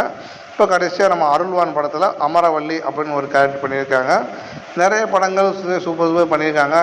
இவங்க வந்து இதுக்கு முன்னாடி ஒரே ஒரு விருது மட்டும் தான் வாங்கியிருக்காங்க. அதாவது விருது வாங்கலை, பேர் மட்டும்தான் பதிந்து போயிருக்காங்க. நம்ம ஜாஸ்பூட் ஃபார் உமன் திரைப்பட விருதுகளில் சிறந்த நடிகை அப்படின்னு சொல்லி முன்னணி பிரிவில் வந்து பரிந்துரைக்க மட்டும் பட்டாங்க. ஆனால் பெருசாக அந்த படம் வந்து அவார்டு வாங்கலை, அவார்டு கொடுக்கல, வேறு ஏதாவது கொடுத்துட்டாங்க. அப்புறம் மலையாளத்தில் ஒரே ஒரு படம் பண்ணியிருக்காங்க. அந்த மலையாள படம் பேர் தான் நண்பகல் நேரத்து மயக்கம். இது வந்து மலையாள திரைப்படம் வந்து தமிழ்லையும் டப்பிங் பண்ணாங்க. ஃபஸ்ட் டைம் ஓப்பனிங் மூவியாக மலையாளத்தில் பண்ணியிருக்காங்க.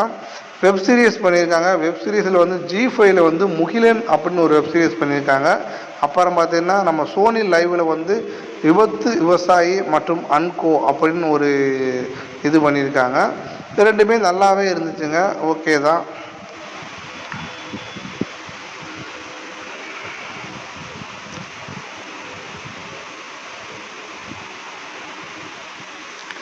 சரி, இப்போது இந்த படத்தில் இவங்களோட கேரக்டர் எப்படி இருக்குதுன்னு நம்ம பார்க்கலாம்.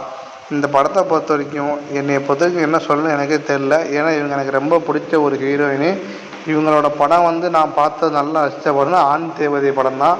அதுக்கு முன்னாடி சின்ன சின்ன ஸ்டில்லாம் விட்டு அந்த மொட்டை மாடியில் உட்காந்துட்டு ஒரு போட்டோலாம் வந்து அப்படி நான் ஆசைப்பட்ட போட்டோ.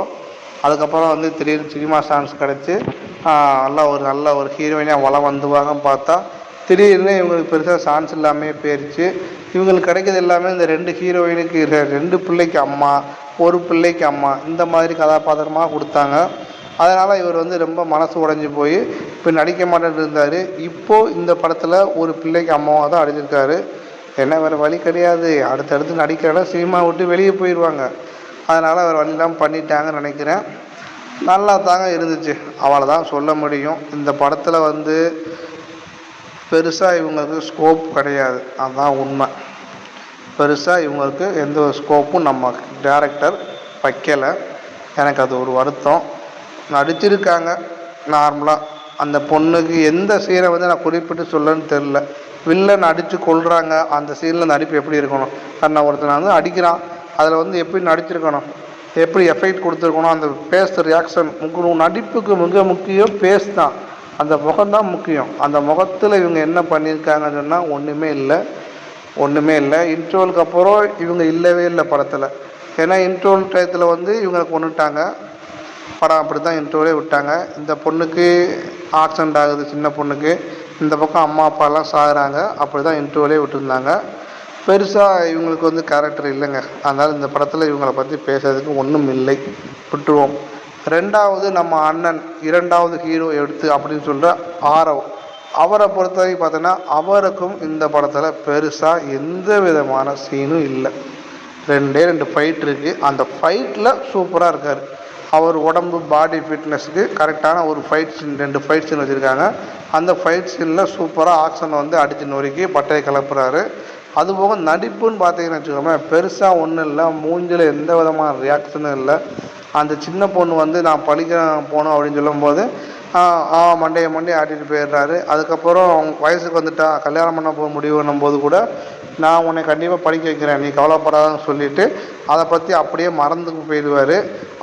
அவர் ஒரு பொண்ணுக்கு அப்பாவாக அன்னைக்கு அதை ஒழுங்கு எடுத்திருந்தா, இவர் கூட போய் சப்போர்ட் பண்ணியிருந்தா அந்த பொண்ணு அவ்வளோ தூரம் போயிருக்க மாட்டா. இந்த படமும் இவ்வளோ தூரம் வந்திருக்காது. ஆனால் ஒரு கடத்தோட கேரக்டர் நான் சொல்கிறேன், இன்னும் கொஞ்சம் பண்ணியிருக்கலாம், பெட்டராக பண்ணியிருக்கலாம். பெருசாக எந்த வித நடிப்பும் இல்லை. மூஞ்சில் வந்து இன்னும் விடாமுயற்சி வில்லன் கேரக்டர்லேருந்து வெளியே வரல போல். இதில் வந்து ஒரு சாமியாடி கேரக்டர் கூட பண்ணியிருப்பார். அந்த ஊர் மக்களுக்கு சாமியாடி குறி சொல்கிற ஒரு கேரக்டர் பண்ணியிருக்காரு. அதெல்லாம் பெருசாக ஒன்றும் சீன் இல்லை. நல்ல என்னை பொறுத்த வரைக்கும் இந்த படத்தில் இவரும் இன்ட்ரோலுக்கு அப்புறம் கிடையாது, இன்ட்ரோலில் இவரையும் கொண்டுடுறாங்க. ஆனால் இவர் எப்படி சாகுறாரு என்ன ஏதுன்னு சொல்லி பெருசாக இல்லை. வில்லன் வந்து இவரையும் அடித்து கொண்டுடுறாரு, அவ்வளோதான் பார்த்துக்கோங்க. இவர் ஒரு நல்ல ஒரு ஃபைட்டர், நல்ல ஒரு ஜிம்பாடி, காட்டுவாசி, காட்டில் வாழ்கிற உடம்பு எவ்வளோ தூரம் தெம்பாக இருக்கும்.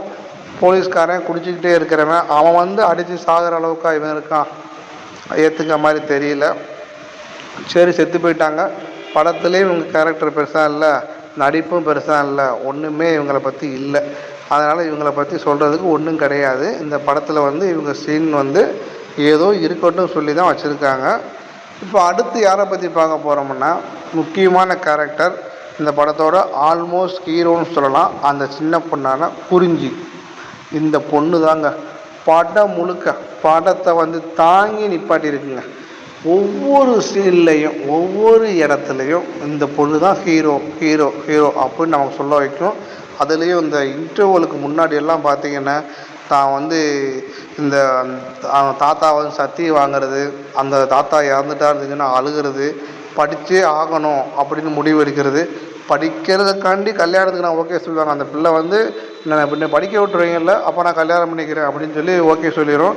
அதுக்கப்புறம் ஏமாற்றிட்டாங்கன்னு தெரிஞ்சவன் நைட்டாக பயந்து போய் வீட்டை விட்டு ஓடி அங்கே போய் பஸ் ஸ்டாண்டில் படுத்து, கோயிலில் படுத்து, காய்ச்சல் வந்து கருப்பையை திருடி, எவ்வளோ கஷ்டம், எவ்வளோ ஒரு இது. சின்ன பொண்ணு, அவ்வளோ அருமையான நடிப்பு. ஒவ்வொரு இடத்துலையும் அப்படியே உண்மையிலேயே ஒரு பொண்ணு இருந்தால் எப்படி இருக்கும், அந்த மக்கள்கிட்ட போய் அந்த பொண்ணு பேசுகிற பேச்சு வந்து கடைசியாக அந்த பொண்ணு ஒரு டைலாக் கூட சொல்லும், எனக்கு நான் காட்டில் இருக்கேன், அங்கே இருக்க மிருகத்தை பார்த்து எனக்கு பயமே கிடையாது, இந்த உங்கள் நாட்டுக்கு வந்தேன், இந்த ரோட்டுக்கு வந்தேன், இங்கே இருக்க மனுஷனை பார்த்து எனக்கு பயமாக இருக்குது.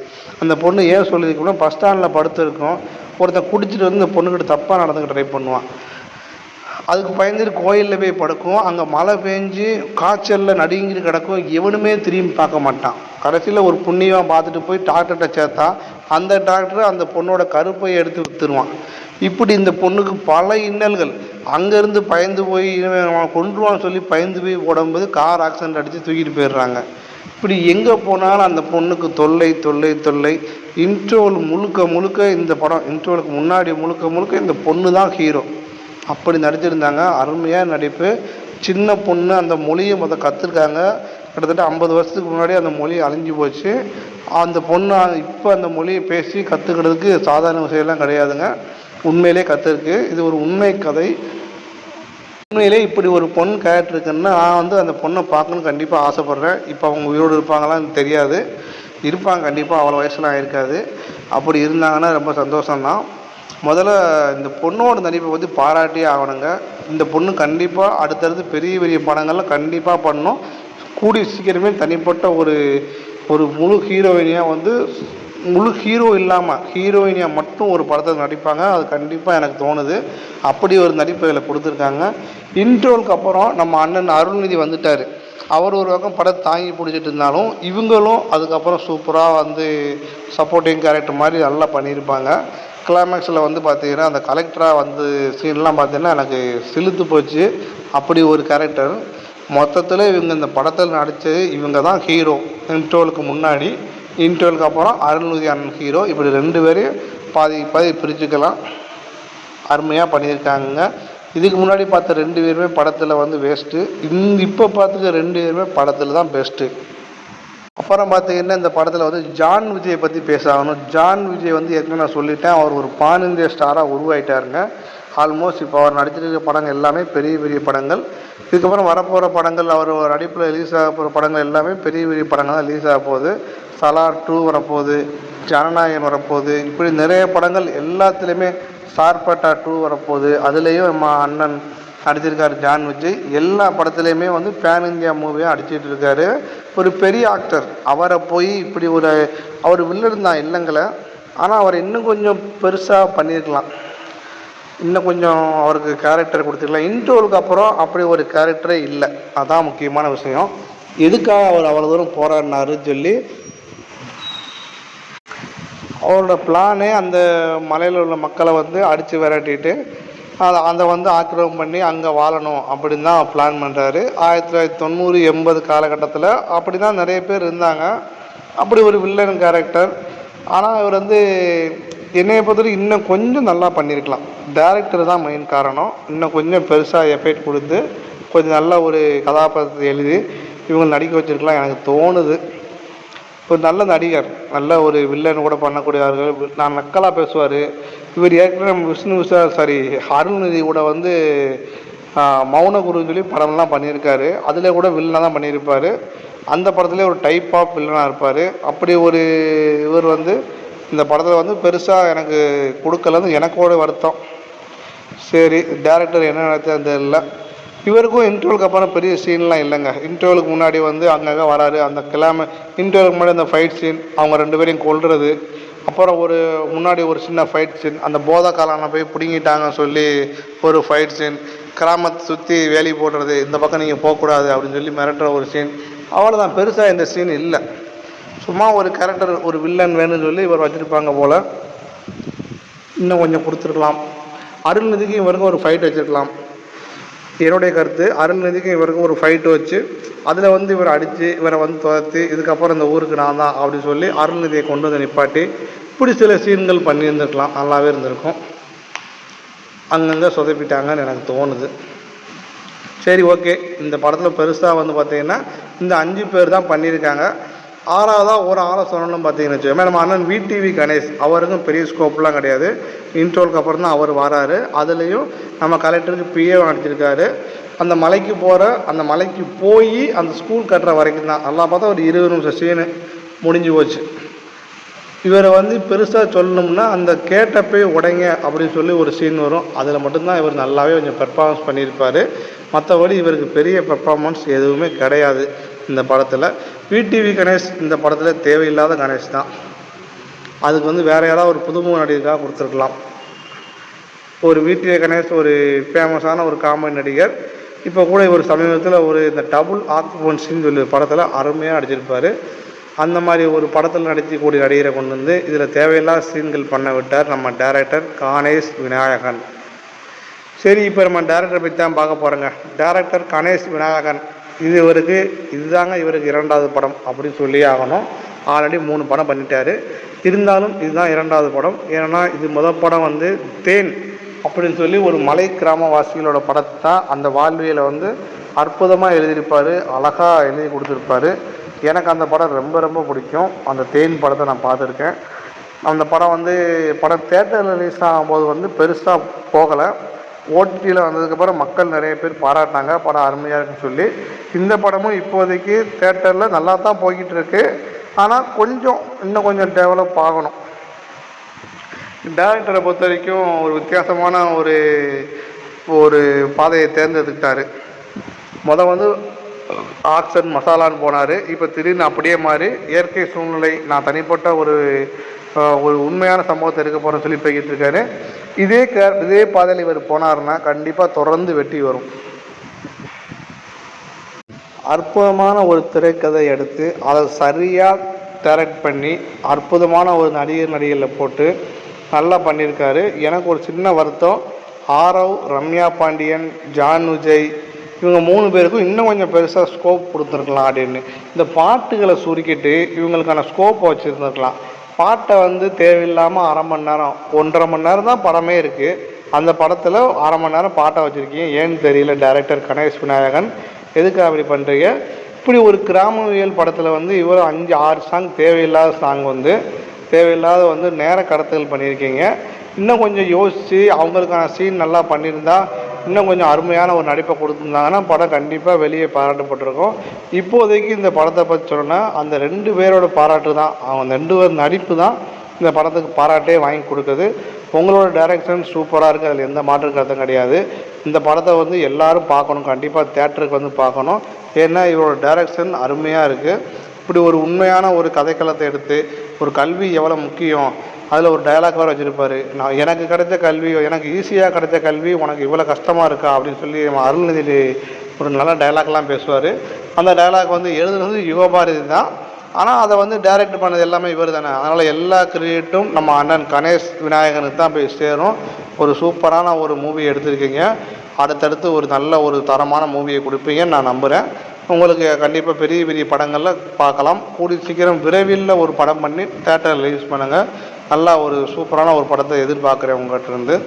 சரி, இந்த படத்தோட அடுத்து பார்க்க போகிற ஆள் பார்த்தீங்கன்னா கேமராமேன் ஒளிப்பதிவாளர் வந்து இந்த படம் வந்து மலைக்காட்டில் தான் எடுக்காங்க.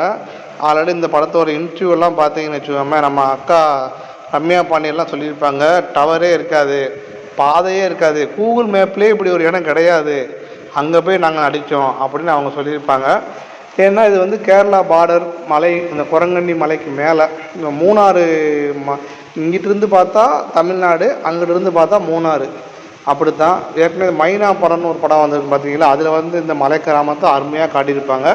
அப்படி ஒரு கிராமத்தை சுற்றி அந்த படம் எடுத்திருக்காங்க. அதை வந்து இயற்கை எவ்வளோ அழகாக காட்டணுமோ அதை வந்து நம்ம கேமராமேன் அருமையாக காட்டியிருக்காரு. அற்புதமான அவர் கேமராவோட ஒளிப்பதிவு வந்து படத்தை வந்து அருமையாக தாங்கி பிடிச்சிருக்கு. இருட்டிலும் சரி பகல்லையும் சரி, கீழே கிராமத்து டவுனுக்கு வந்தாலும் சரி, எல்லா இடத்துலையுமே அவர் கேமரா வந்து நின்று பேசுது.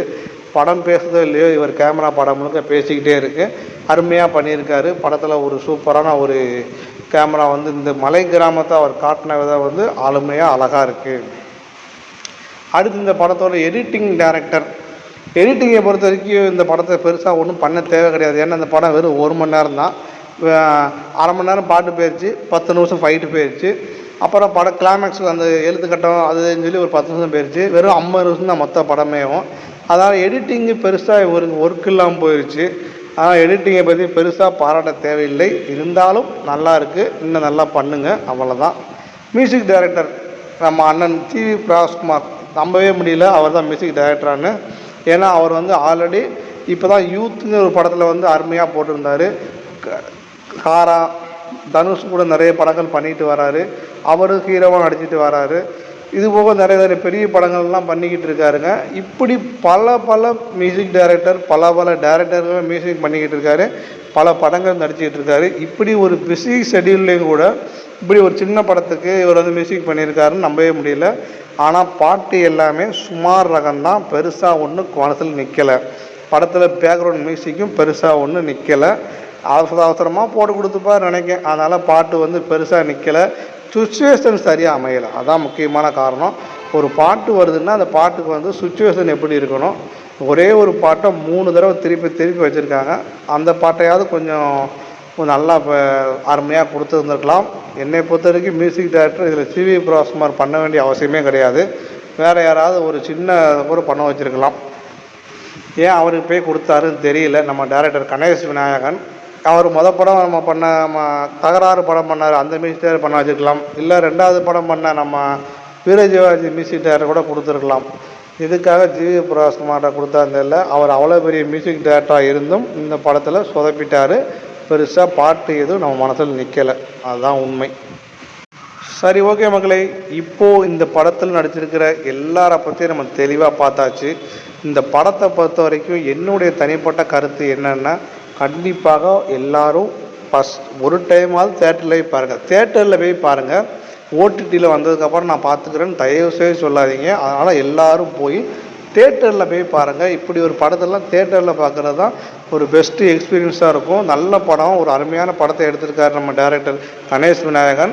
இந்த மாதிரி படத்தை நம்ம பார்த்து சப்போர்ட் பண்ணால் தான் இவர் அடுத்தடுத்து நிறைய படங்கள் பண்ணதுக்கு அவருக்கும் ஒரு இன்ஸ்பிரேஷனாக இருக்கும், ஒரு உத்வேகமாக இருக்கும். இதே மாதிரி நல்ல படங்கள், தரமான படங்களை எடுப்பார். என்னதான் விமர்சன ரீதியாக பாராட்டுகள் பெற்றாலும் வசூல் ரீதியாக படம் வெற்றியானால் தான் இவருக்கு அடுத்தடுத்து இந்த மாதிரி படம் பண்ணதுக்கு நம்பிக்கை உருவாகும். அதனால் தயவுசெய்து தேட்டரில் போய் பாருங்கள். இந்த படத்துக்கு என்னுடைய தனிப்பட்ட ரேட்டிங் கேட்டிங்கன்னா 5க்கு 4 மார்க் கொடுக்கலாங்க. 5க்கு தாராளமாக 4 மார்க் நான் கொடுப்பேன். ஒரு நல்ல மூவி தான், அதில் எந்த மாற்று கருத்தும் கிடையாது. தேட்டரில் போய் மக்கள் எல்லோரும் தயவுசெய்து போய் பாருங்கள். வீக்கெண்டில் போய் ஃபேமிலியோடு போய் பாருங்கள். எந்த விதமான அடல் காட்சி, எந்த விதமான ஆபாச காட்சியும் கிடையாது. ஒரு கல்வி எவ்வளோ முக்கியங்கிறத அருமையாக நம்ம டைரக்டர் எடுத்து வச்சுருக்காரு. ஒரு நல்ல ஒரு சமுதாய கருத்துவர் இந்த படத்தில் வச்சுருக்காங்க. சின்ன பிள்ளைகளோட போய் பாருங்கள். ஒரு படிப்புக்காக ஒரு பொண்ணு எவ்வளோ கஷ்டப்படுறா, அதனால் நீ நல்லா படிக்கணும் அப்படின்னு சொல்லி அந்த பொண்ணையும் கூட்டிகிட்டு போய் உங்கள் வீட்டில் பிள்ளைகளையும் கூட்டிகிட்டு போய் தேட்டரில் போய் காட்டுங்க. கண்டிப்பாக எல்லாருக்கும் இந்த படம் பிடிக்கும். சரி, ஓகே மக்களே, இந்த படத்தில் வந்து நம்ம ஓப்பனிங் ஒன்லைன் பார்த்தாச்சு, ஃபுல் ஸ்டோரி மூவி ரிவ்யூ பார்த்தாச்சு, சீன் பை எல்லாம் பார்த்தாச்சு, actors, technician, plus and minus இப்படி எல்லாமே பார்த்தாச்சு. இப்போது இந்த வீடியோவை நான் முடிச்சுக்கிறேன். ஏன்னா இதில் பார்க்கறதுக்கு வேறு ஒன்றும் கிடையாது. அடுத்த ஒரு மூவியில் வந்து கண்டிப்பாக நான் உங்களை சந்திக்கிறேன். அடுத்த ஒரு நல்ல மூவியில் வந்து உங்களுக்கு ஃபுல் சீனையும் நான் தெளிவாக எக்ஸ்பிளைன் பண்ணுறேன். இப்போதைக்கு இந்த வீடியோவை நான் முடிச்சுக்கிறேன் மக்களே. நீங்கள் மறக்காமல் இந்த வீடியோ பிடிச்சிருந்தா இந்த வீடியோக்கு ஒரு லைக் பண்ணுங்கள், ஷேர் பண்ணுங்கள். அப்படியே நம்ம மூவி வாய்ஸ் தமிழ் சேனலை மறக்காமல் சப்ஸ்கிரைப் பண்ணிக்கோங்க. அடுத்த வீடியோ சந்திப்போம். நன்றி.